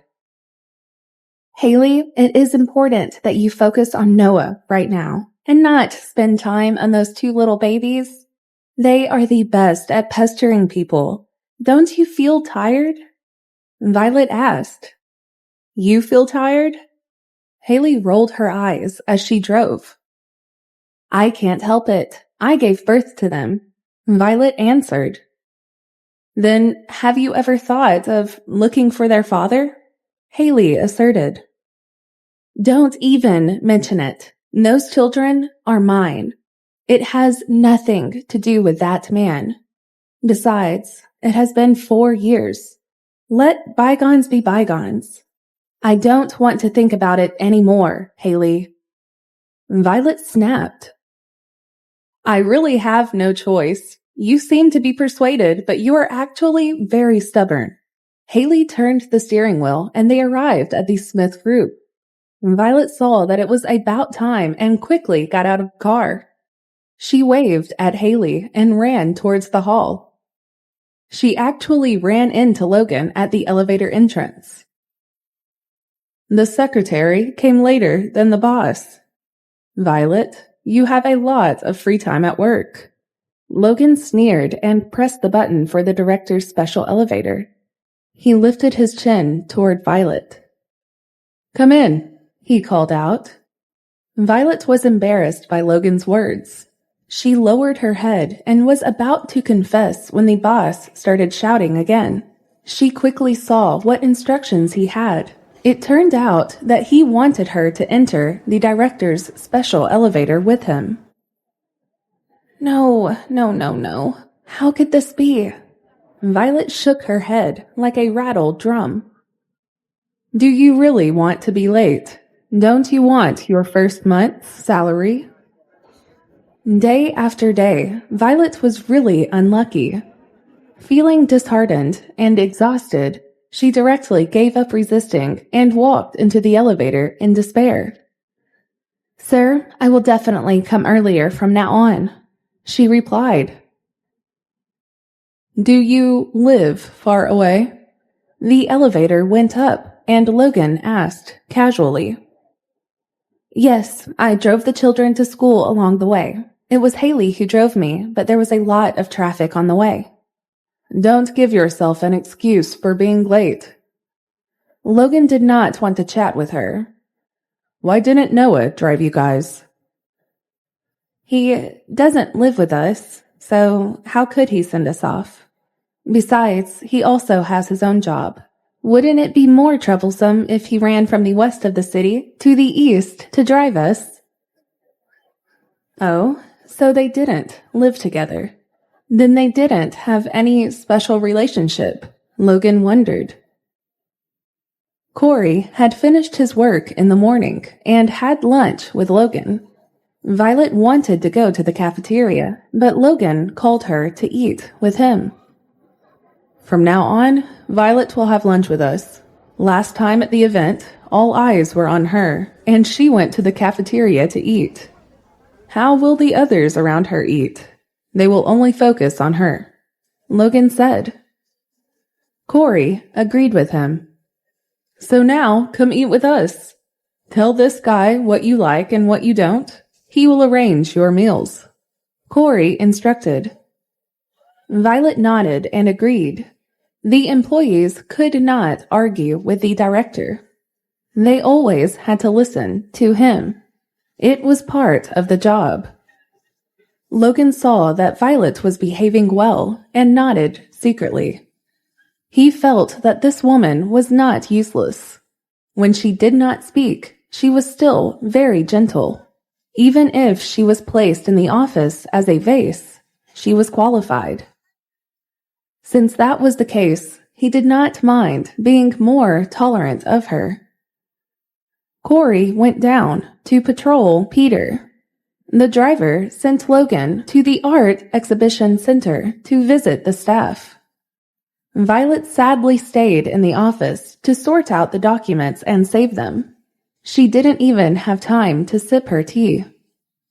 She knew that Logan was going to see Elizabeth. She was so angry that she wanted to throw the documents in the shredder. Logan was good at other things, but he did not have a good taste in picking people. What was he doing? Why was he so captivated by Elizabeth? Logan went down with a few others to deliver afternoon tea to Elizabeth. He did not know that his secretary was in the office shouting, "We are all people, but we have different lives." Logan was the boss of Elizabeth's entertainment company. He had bought the entertainment company for Elizabeth. Although the Smith Group had its own film and television company, he was very clear about his private and public interests. He regarded Elizabeth's popularity as his private matter, so he bought over a small company and gave it to someone to do it. He specialized in promoting Elizabeth and even made some variety shows to promote some small celebrities. These were also quite profitable. Since he was the boss of the company and was the direct manager of all the major projects in the company, it was very normal for him to visit. It did not matter if his pictures were clicked. As long as he did not have intimate relationships with Elizabeth, no one could say anything about it. Elizabeth was extremely angry. Miranda suggested that the two of them should not publicize their relationship first. Logan deeply agreed. Actually, Miranda was just probing them. She felt that Logan wanted to be with her since she was so popular. People regarded her as a goddess and were so proud of her. Who knew that Logan would agree immediately and even seemed to be relieved? Miranda was so angry that she did not sleep well for a month. She couldn't fathom the fact that Logan agreed to it. That was not what she wanted. She was worried that her daughter would annoy Logan and Logan would break up with her. After that, she was somewhat panicky and kept urging Elizabeth to keep an eye on Logan and did not give those women outside a little chance. In the art exhibition center, Elizabeth was not the only one who took magazines and advertisements. There were many photography and exhibition areas at work, and it was quite lively. After Logan arrived, he sat in the car for a while and confirmed the location of Elizabeth's car. The driver parked the car nearby. When the afternoon tea and dining car drove in, Logan slowly got out of the car with a straight face. Afternoon tea was only for the employees, so naturally, everyone had a share. The people in the circle that they knew were also given a share. This was to help Elizabeth gain popularity. Logan had nothing to do, so he got into the RV and waited for Elizabeth.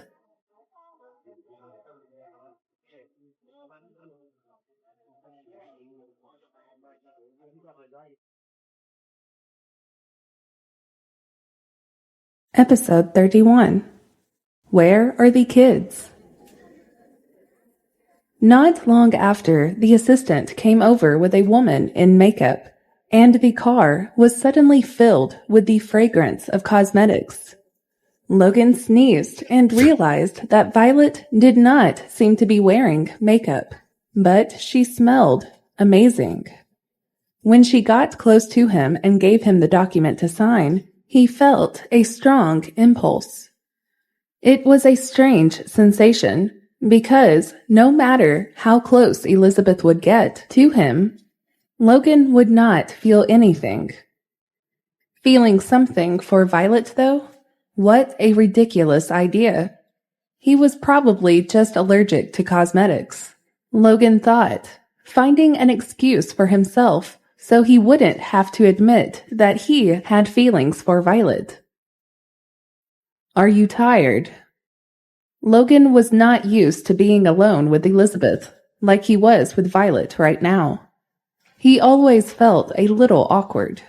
However, he had never given it much thought since he found Elizabeth 4 years ago.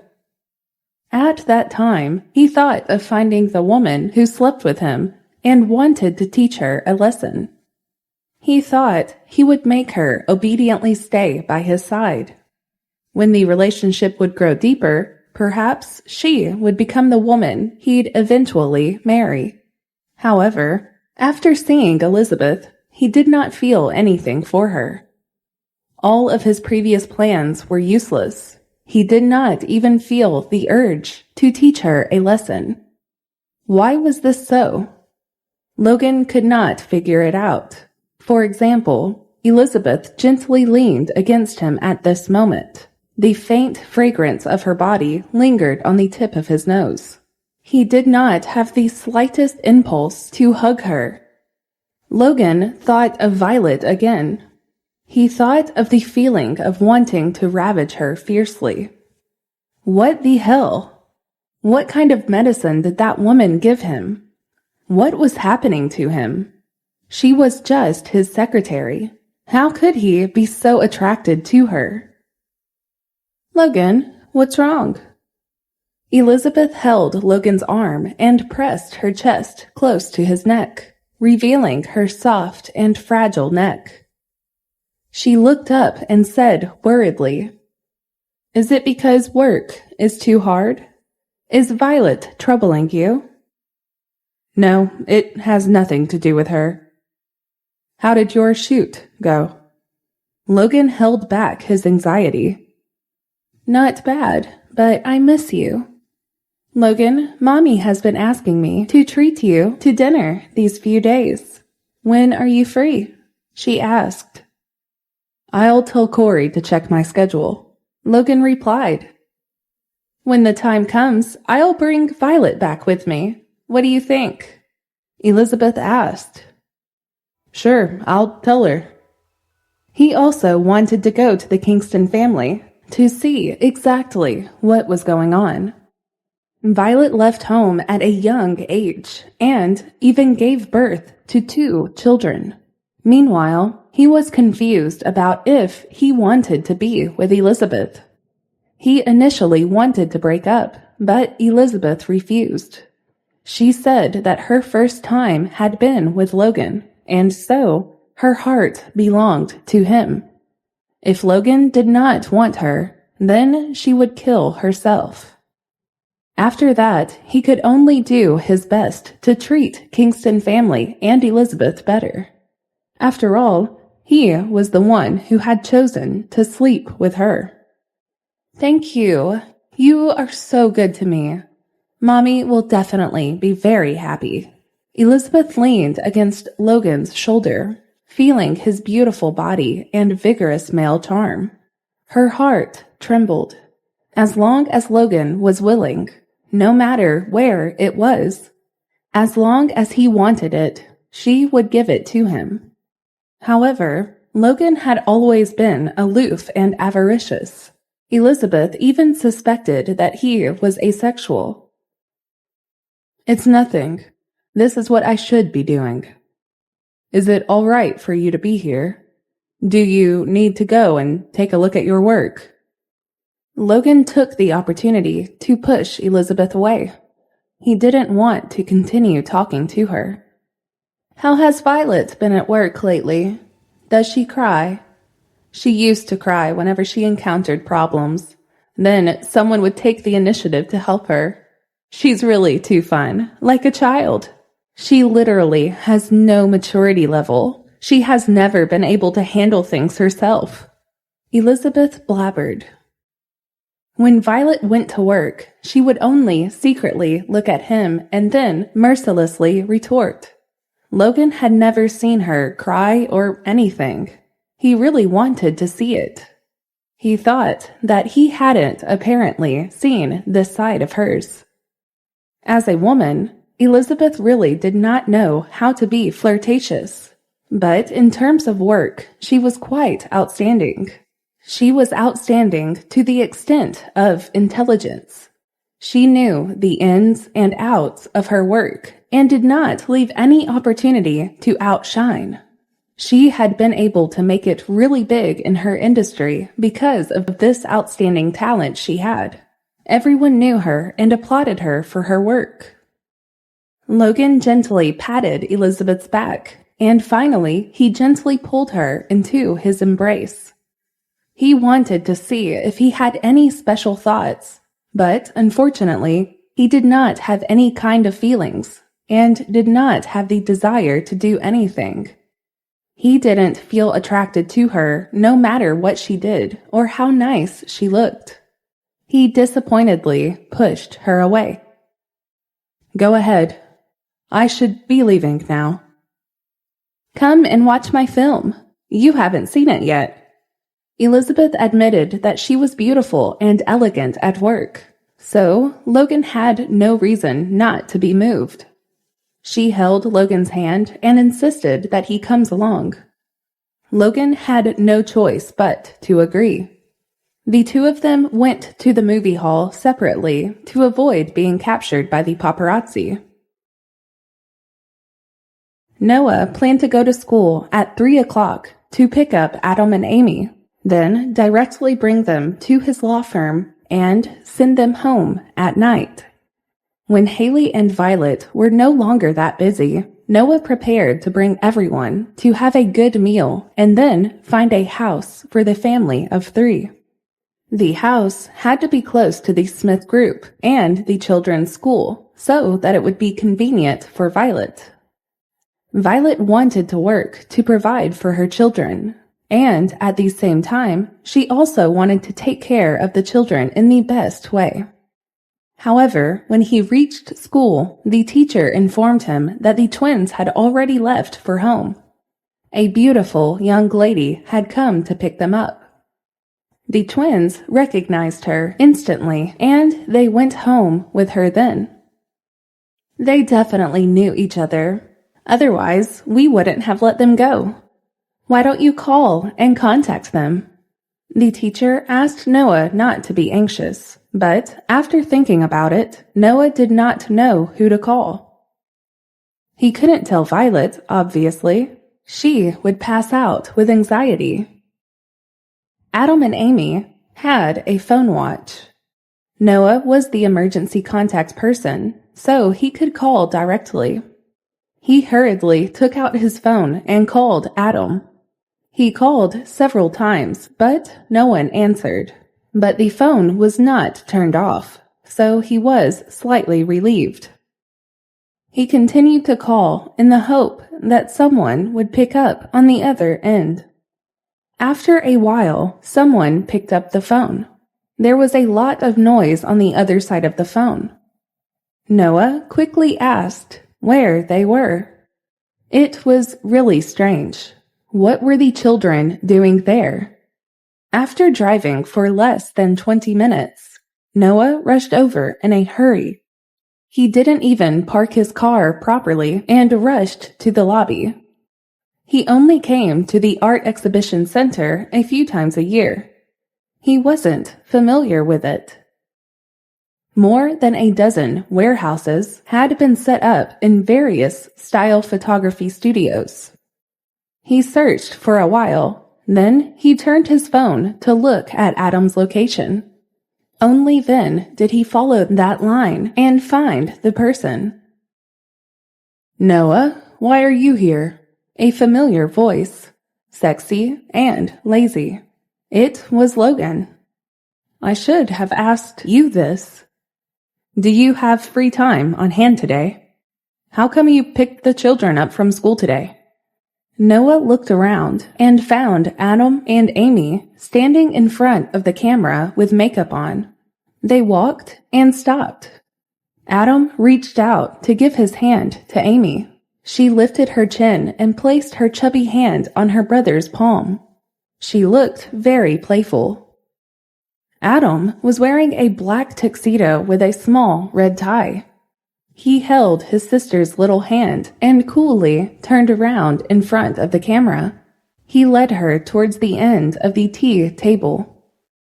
All right, it's them. It's really great. The photographer nodded at the crowd. Someone clapped their hands and announced happily. Logan frowned. Why were all these people here today? The one who spoke was obviously someone he knew. He turned his head and saw that it was Garrett. Before he could finish, he saw Anna rushing to the person's side.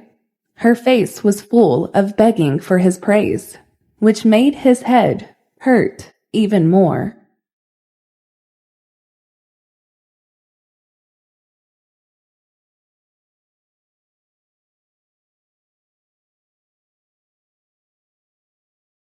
Episode 32. The Advertising Opportunity. I'm leaving now.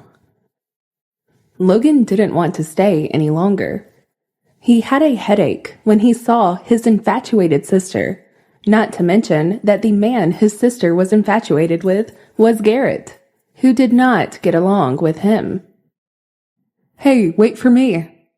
Let's go together after I pick up the children. Noah pulled him in and called out to the children. The two little fellows were waiting for someone to take them down to remove their makeup. When they saw Noah, they excitedly threw themselves into his arms. Noah, we found a job too. Logan narrowed his eyes. These were Violet's twins. Amy saw Logan and grinned. After all, his uncle was too handsome. Although she had suffered the first failure of her cute life in front of Logan, it still could not stop her from having a good impression of Logan. It was like a natural attraction. Furthermore, she paid a lot of attention to a person's appearance. But she listened to what Adam said. After coming back from dinner, Adam had told her that the uncle was very powerful and that he was Mother's boss, so they must not provoke him, or else his mother would be bullied. That was something neither of them wanted, and so they just listened quietly. As for how Logan bullied Violet, Amy dreamed that it was Logan pinching Violet's mouth and pinching Violet's nose, not letting her eat. She could not forget such a terrifying scene.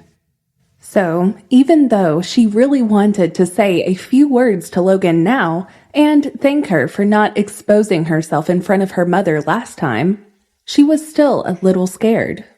The scene in the dream was too scary. You don't know me anymore. Logan found it interesting. With one look, he could tell that Amy definitely listened to her brother the most. Boys were very cute. The more he looked at them, the more he found them pleasing to the eye.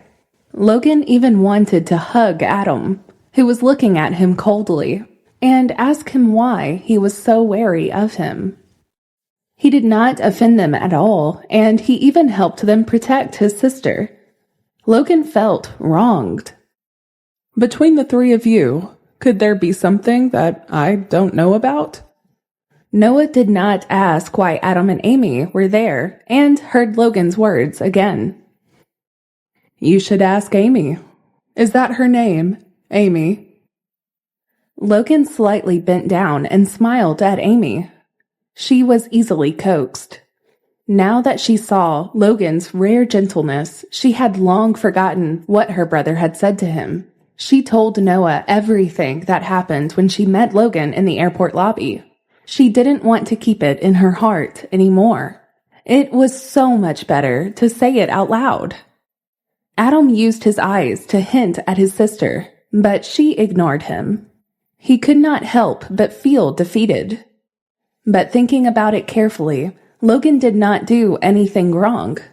At least he had protected his sister at the airport.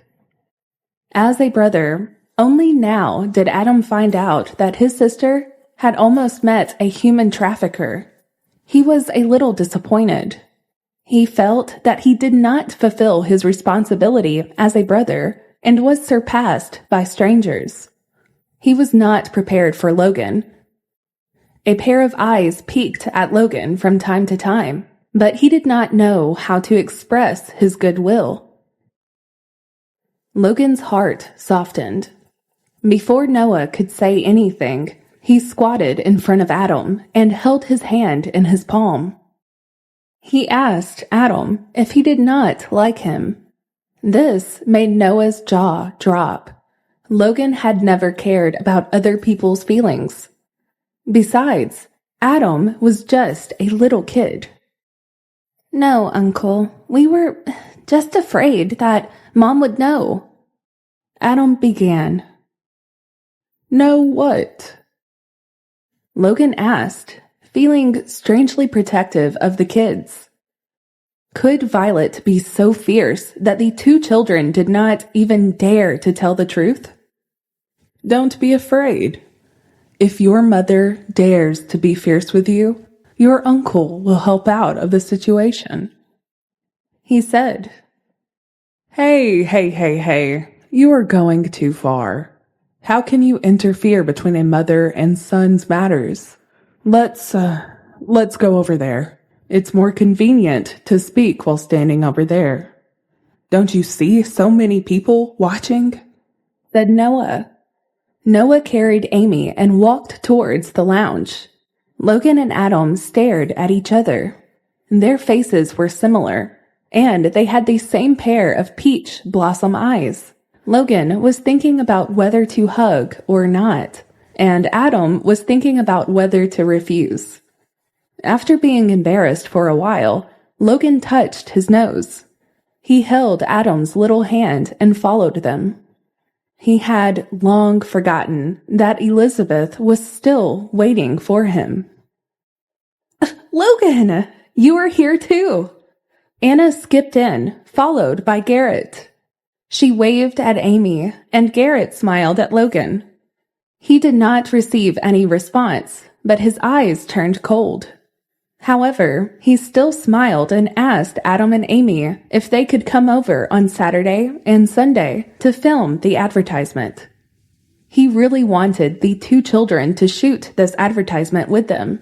They fit perfectly for the roles. "Sure." Amy was especially enthusiastic because she thought they had found a job. Amy especially thanked him for helping her mother earn money. They only needed to film for 2 days, and they would be able to earn tens of thousands. The idea of earning money excited her, and her excitement was evident on her face. Adam did not say anything. He only looked at Garrett, but Logan knew that this child's heart must be filled with gratitude.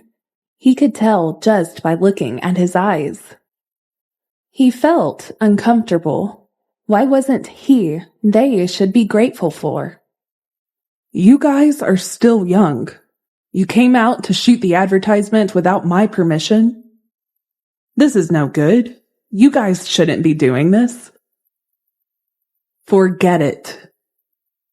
How can that be? It's already been decided." Anna was very anxious. If she could not find a model, delaying one more day would mean that she had to bear a huge loss. "Is what I said useless?" Logan was impatient. "Although you are very powerful, and the Smith Group has monopolized most of the business in Los Angeles, you have nothing to do with this filming. I am the one who is in charge. What you say really doesn't work. Garrett interrupted and smiled provocatively. Although Logan had a very stern expression on his face, his pair of peach blossom eyes neutralized the sharpness of his entire body. Garrett, on the other hand, had a gentle appearance, but had a pair of sharp phoenix eyes. As he aged, his eyes became sharper and sharper. At this moment, the two of them were confronting each other. It was hard to tell who was stronger. Sparks flew in all directions in the air, and one could even hear the sound of crackling, as if it was going to explode. Uncle, we want to do it. We can help Mom. Amy carefully pulled Logan's sleeve. But your mom has a job.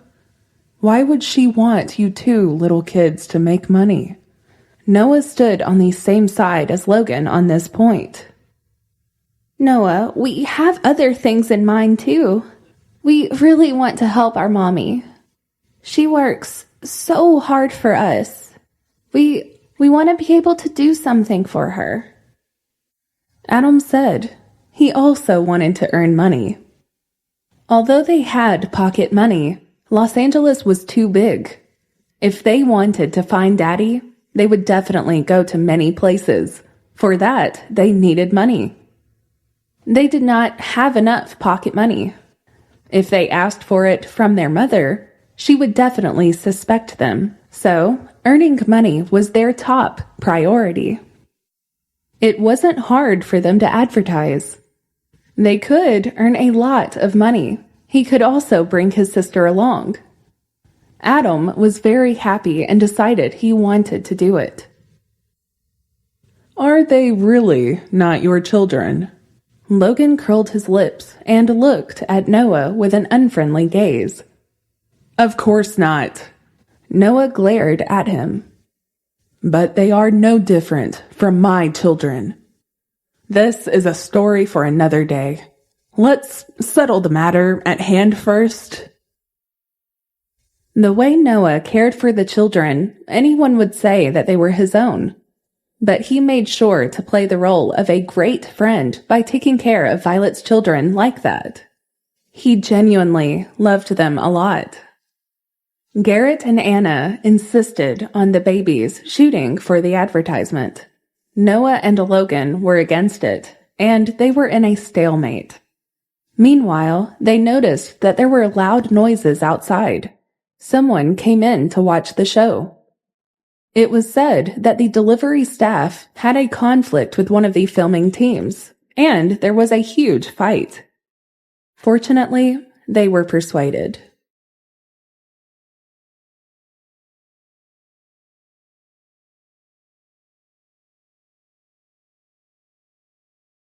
Episode 33. Elizabeth feels threatened. Only then did Logan think of Elizabeth. He didn't go out either, so he asked someone to go over and take a look. Elizabeth was not in a good mood. She didn't have any problems, but was upset that Logan hadn't come through. She was not satisfied with anything, so she started to throw a tantrum. She was very annoyed with everything that was going on around her, and was puzzled. She had no idea how she could handle the situation at hand. Of course, she could not say that it was because of Logan.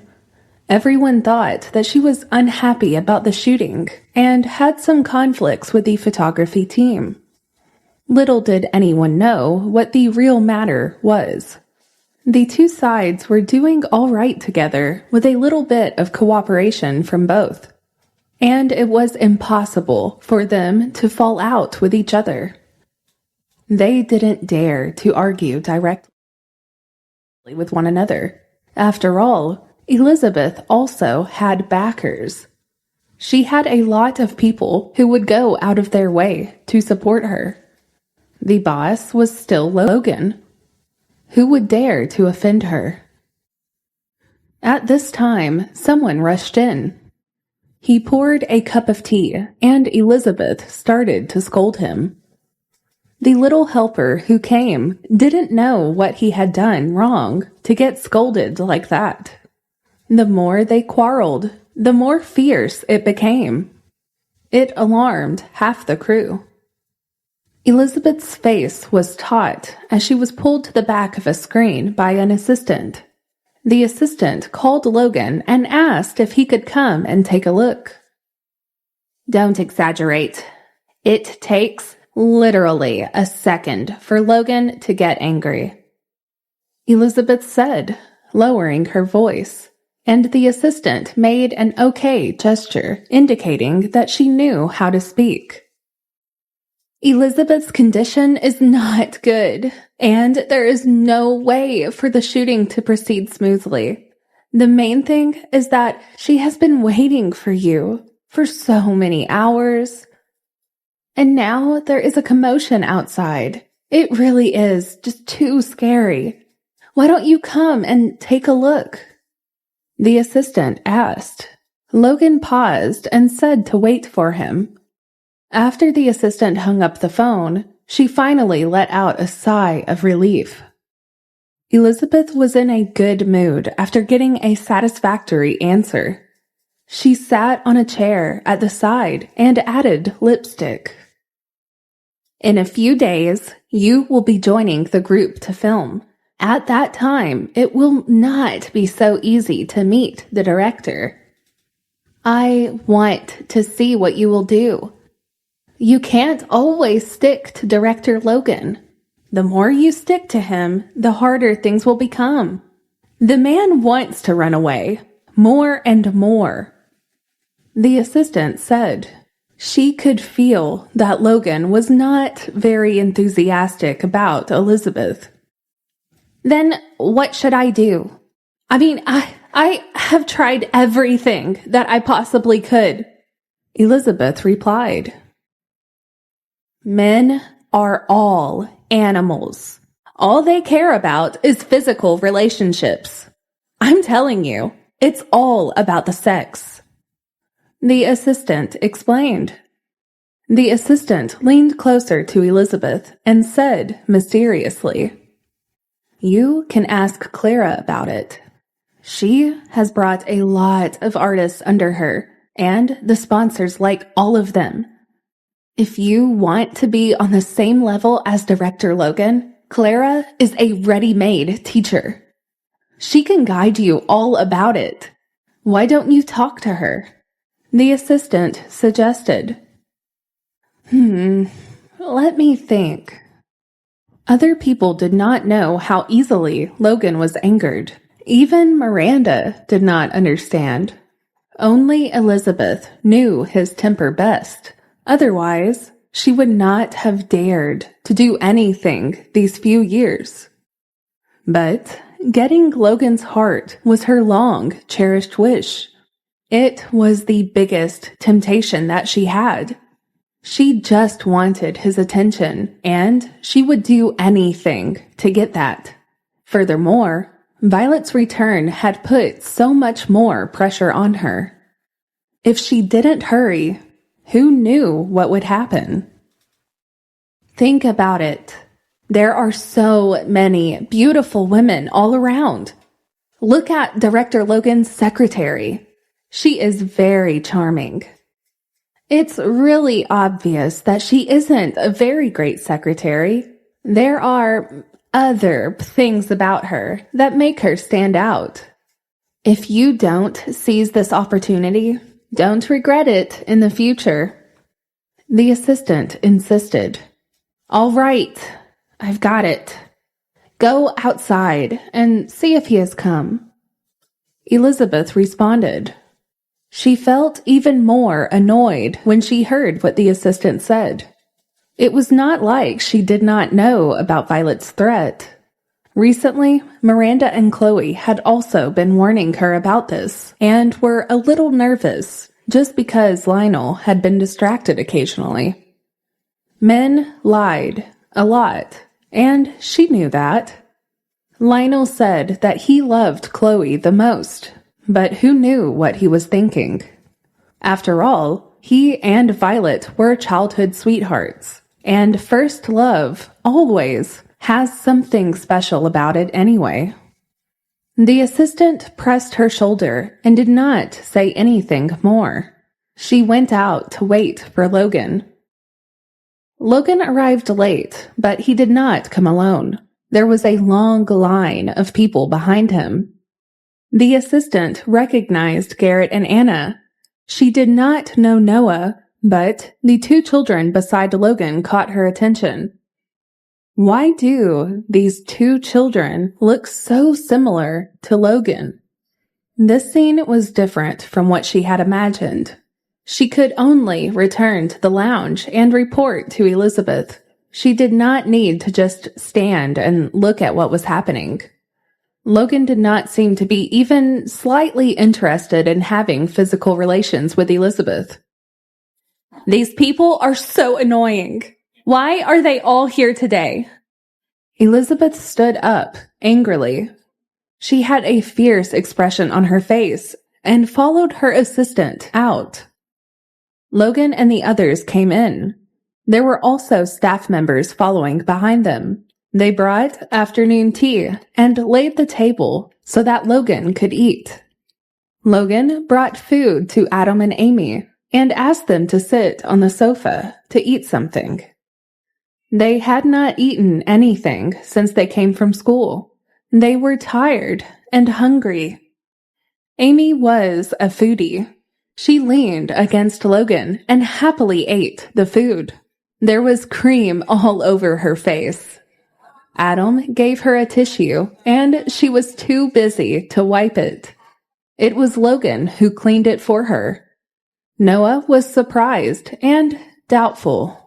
He looked at Logan again and again to see what was happening. What was up with Logan today? Was he doing all of this to show Elizabeth? Did he want Elizabeth to give birth to his child? Noah probably thought it was the latter. What other reason could it possibly be? He was never this nice to anyone, ever. Noah racked his brain and could not think that Logan did not even consider other things when doing these things. He and the twins seemed to have a special connection. He was in a good mood when he was with them. Adam was super obedient, and Amy was very smart. She even framed them. He was a bad person, but these were not worth mentioning in front of this child. It was his time to get married and have children. Logan sighed. Elizabeth, long time no see. I came with Director Logan to see you. You are fine, right? Noah looked at Elizabeth. His eyes were deep and contained some indescribable emotions. Elizabeth felt embarrassed when he looked at her. She turned around and looked at Logan. Thank you. I'm sorry. I was in a bit of a state right now. I didn't disturb you, did I? Of course not. I don't get disturbed that easily. The most important thing to consider now is that Elizabeth's mood should not be ruined at all. She had so much that she had to get done. Garrett was a gentleman. He had never been so warm in front of Anna. Anna knew that Elizabeth was from the Kingston family and also knew the relationship between her and Logan. So she quietly pulled Garrett's sleeve and told him not to flirt around. This woman was not someone he could mess with. Why are you pulling me? Did I say something wrong? Garrett asked. He did not appreciate it at all. Aren't you hungry? I mean, you just said that you wanted to eat. Adam, is the cake delicious? Can you come eat it with me? Anna pulled Garrett towards the sofa and stayed away from Elizabeth. The cake is delicious. Uncle, come and eat it too. If you don't eat it, it will be finished before you know it. Uncle Logan, do you want to eat it? Amy turned her head and asked Logan. She asked him very sweetly, as if she was very concerned about Logan. The kids kept playing around and talking to everyone around them. They were very happy and cheerful at this time and were playing around.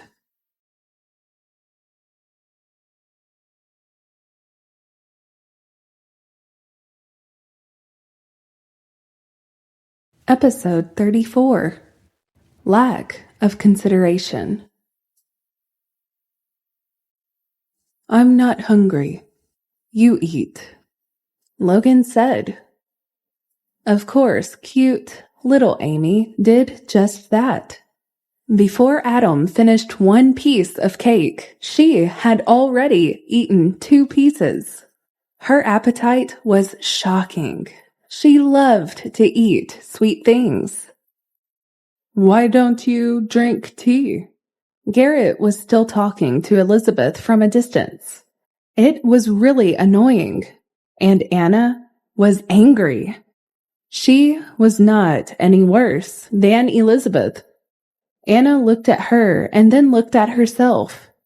She did not understand why he was not interested in her. He either ignored her or mocked her. He had the upper hand in terms of looks, figure, and family background. Garrett was not giving any importance to Anna and was just focusing on Elizabeth. This really annoyed her. The more she thought about it, the more depressed she became. Logan did not speak up for her and did not care about the interaction between Elizabeth and Garrett. Luckily, Amy dug out a spoonful of cake for her and handed it over. This made her feel very nice. She felt that there was at least someone who loved her and took care of her. Haley called. She was in a meeting at the company today and did not follow what was happening around. It was only now that she came to know that Amy came to apply for the child role. You guys hid this entire thing from Violet and Haley too? You guys are really bold. How did you even think of something like this? Noah exclaimed. Then how did you guys know they were going to apply for the job here? Logan looked at Garrett and Anna in puzzlement. He felt that they were no different from children traffickers. They planned this entire thing in their heads. How clever of them to do that! She said some girl came to take them from school. Noah had basically locked on to Anna. He was just waiting to take responsibility for it.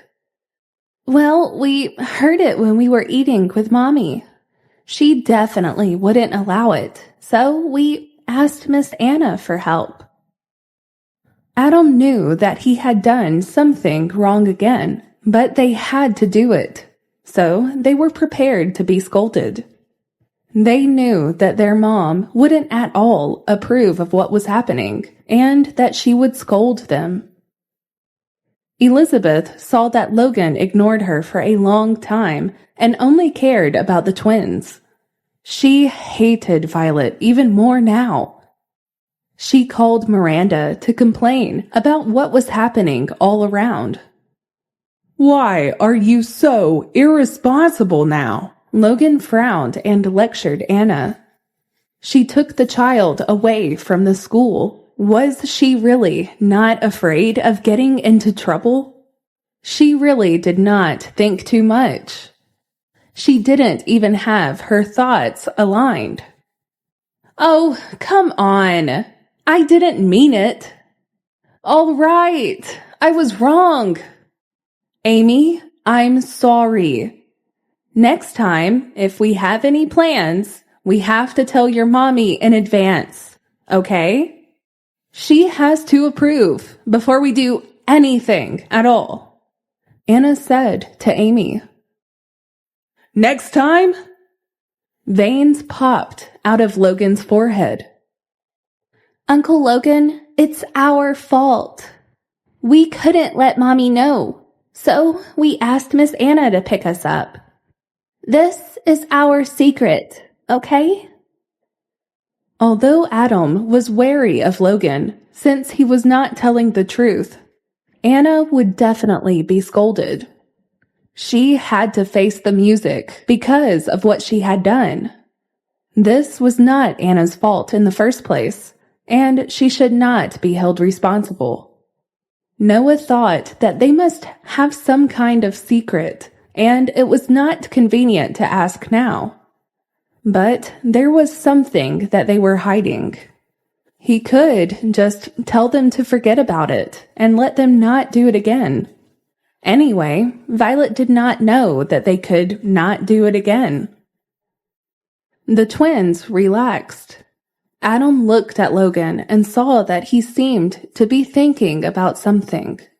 He knew that Logan must be suspicious.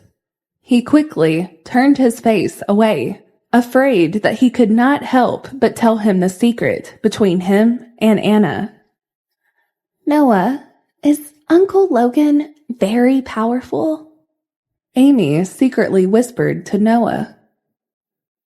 Well, of course. In Los Angeles, he is the most powerful. He is very rich and has a lot of control over many things.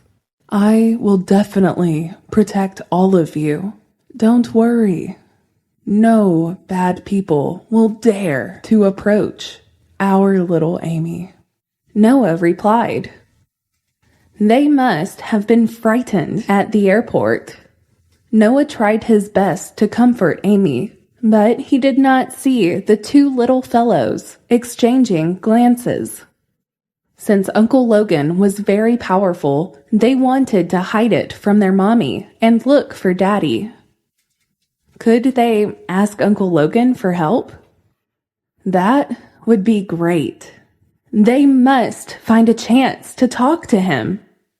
They were very excited about this idea, and they really wanted to get it working so that they could find out. After all, this was the reason that they came all the way to Los Angeles too. They were really keen on finding out what the real reason was.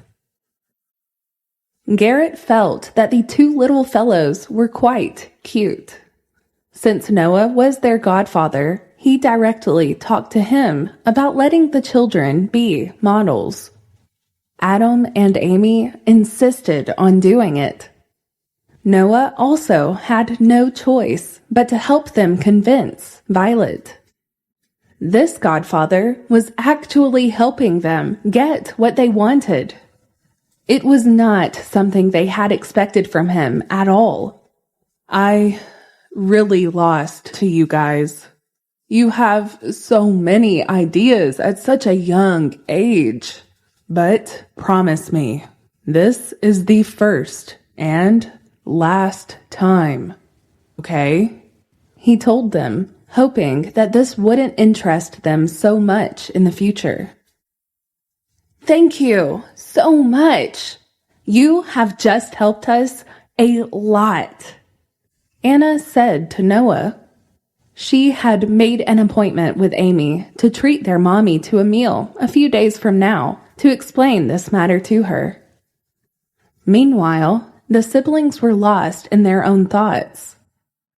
When they got the money, it would be fine if Mommy knew. They decided. They were very happy and confused at the same time. They really wanted to act because this was something that they had wanted to do for a very long time.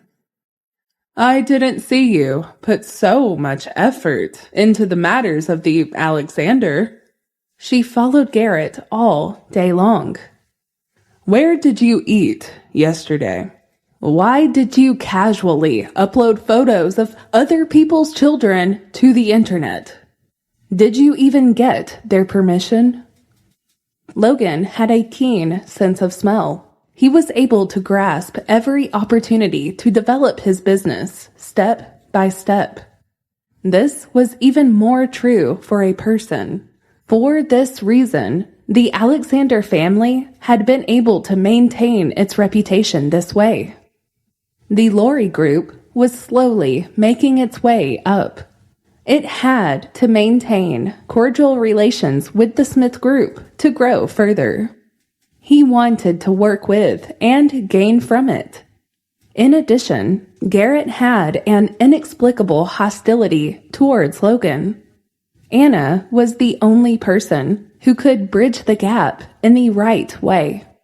Logan knew that his sister was innocent and kind, so he kept reminding her. But Anna never listened to him and did not care at all. No wonder Grandma was speechless when he mentioned Anna. Our surnames are different, but we are brothers, right, Garrett? Logan said. Garrett shrugged nonchalantly. Elizabeth, do you think so? Elizabeth was lost in thought when Garrett called out her name. She smiled absent-mindedly and asked her assistant to send another cake to the twins. She knew that the twins loved to eat cake. They were very fond of it. Adam and Amy should call me Auntie, right? She smiled sweetly at Logan. Maybe no one knows. I am actually Violet's sister. She is Logan's new assistant, Violet. Ah, so that's how it is. No wonder. I said these two children look a little similar to Violet. Garrett was speaking very sweetly at this point in time. Elizabeth was used to Logan's coldness and was not used to the way Garrett was speaking to her. Does this mean that Violet was able to stay in the Smith group because of Elizabeth? No, it is my sister who's outstanding. It has nothing to do with me. But if one day my sister doesn't want to do it anymore, the Kingston family will be able to provide for her. That depends on whether Director Logan is willing to let her go. Logan saw how the two of them kept talking to each other and were quite friendly. Since you guys are so good at talking to each other, why don't you leave your contact details with each other? Logan said. He did not understand the meaning behind this, but Garrett smiled. Director Logan, that's a great idea. I'd love to stay in touch. Why don't you give me your number? Garrett asked Elizabeth.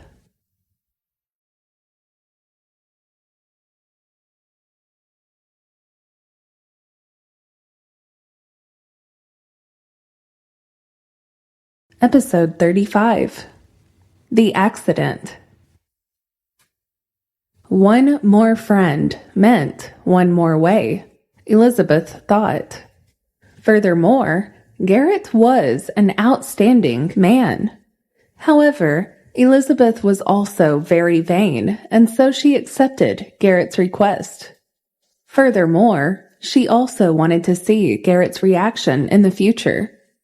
Thus, the two of them paid attention to each other on the social platform. Of course, at this moment, the netizens online started gossiping again. A female celebrity and the boss of an entertainment company were paying such close attention to each other. Did they have a private relationship, or were they planning to cooperate? To Elizabeth, she gained another wave of popularity. Furthermore, some people already knew who Elizabeth was.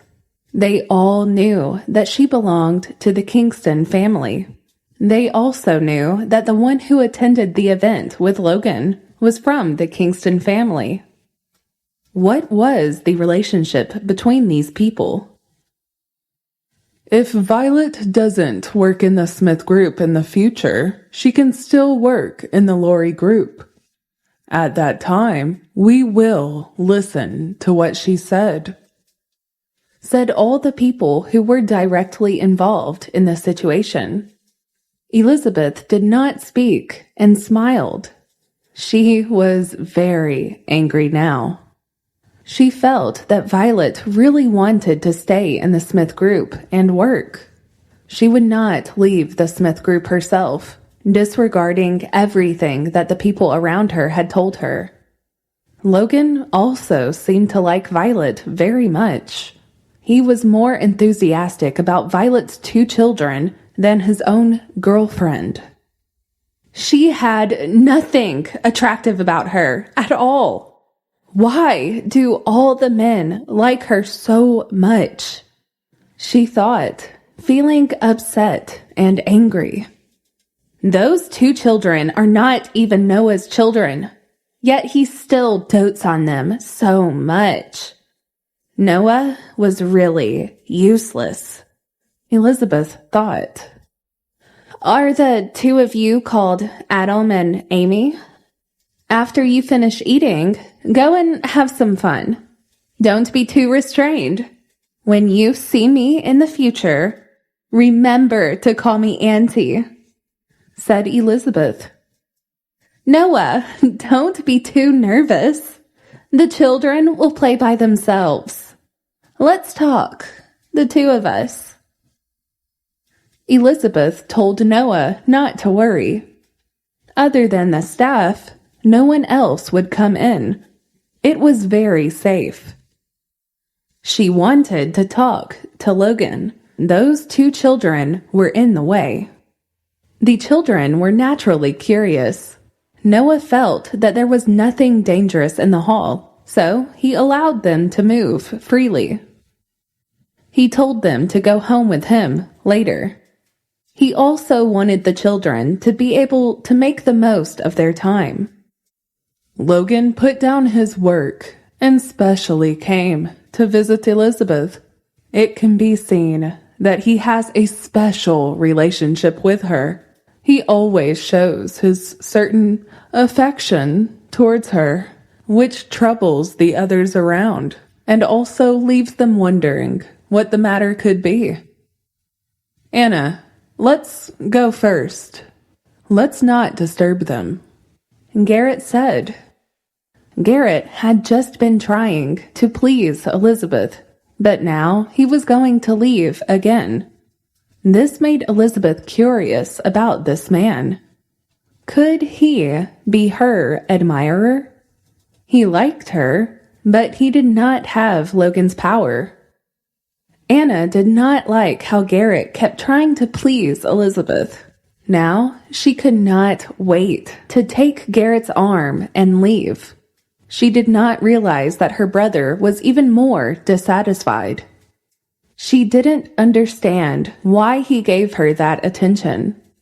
It was very unusual of him to do that. Garrett, if you don't know how to talk, then shut up. No one likes to hear your nonsense, said Anna. Why am I talking nonsense? Am I not speaking the truth? Look, your brother is shy. Let's hurry up and leave, Garrett said and put his hand in his pocket. Garrett casually touched the back of Anna's neck and whispered something into her ear. Anna looked at her own brother. She even smiled very flirtatiously. Logan knew that he definitely did not say anything good. Logan was very angry. He did not even faintly like the idea of this. He had gone too far.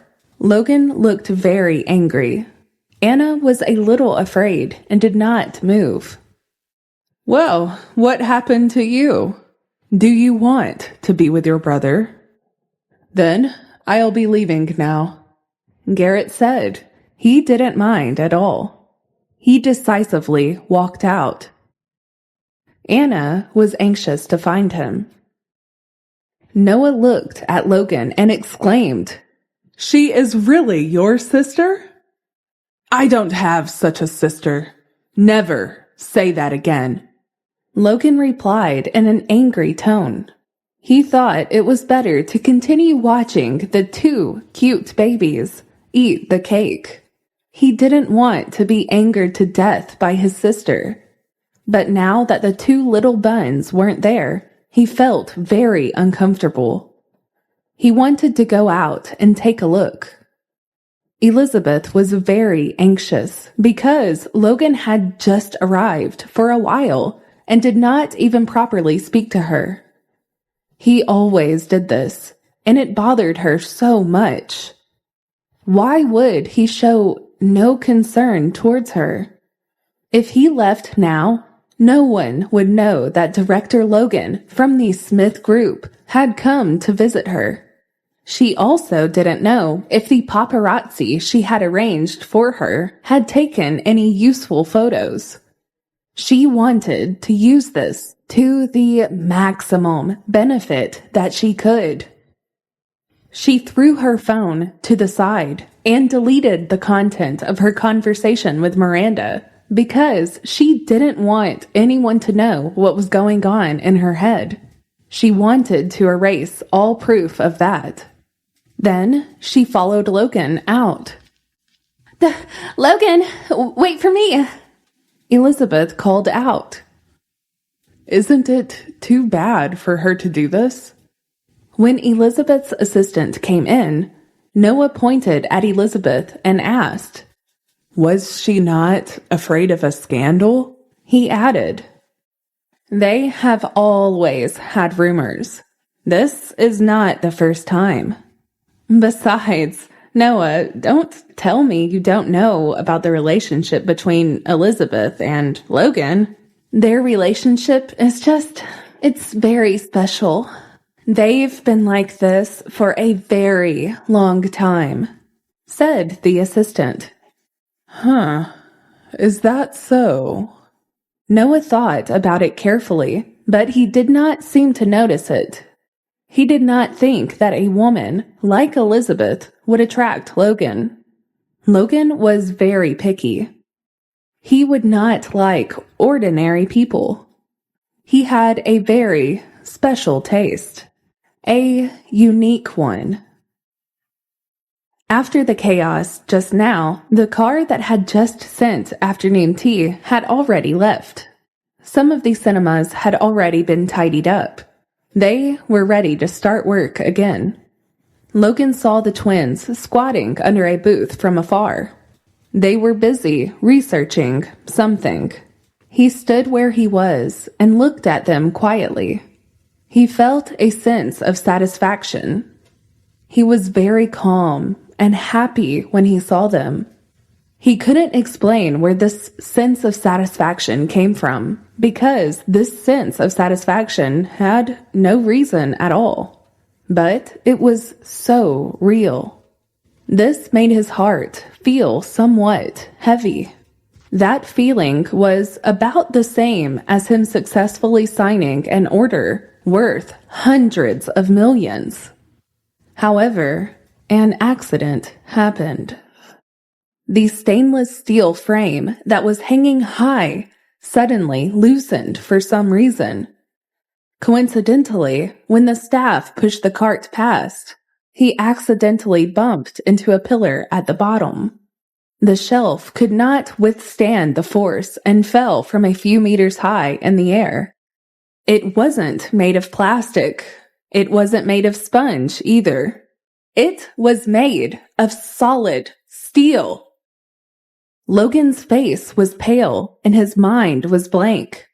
He did not think about anything and quickly ran to the opposite side. Elizabeth, who was following behind, saw this scene and was very nervous. What's going on? There was no reason for such a thing to happen.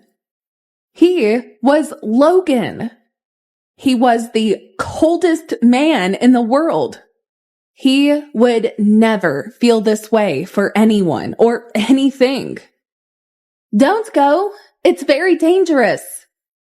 Elizabeth was very angry that she didn't grab onto Logan's clothes. If Violet's two children hurt Logan, Then, even if she paid with her life, it would not be enough. She looked around and was stunned for a while before chasing after Logan. As she chased after Logan, she shouted for help. It would take some time for the rack to collapse. But when Logan carried the two children away, he was still injured. His shoulder was smashed by the rack, and his expensive jacket was also scraped.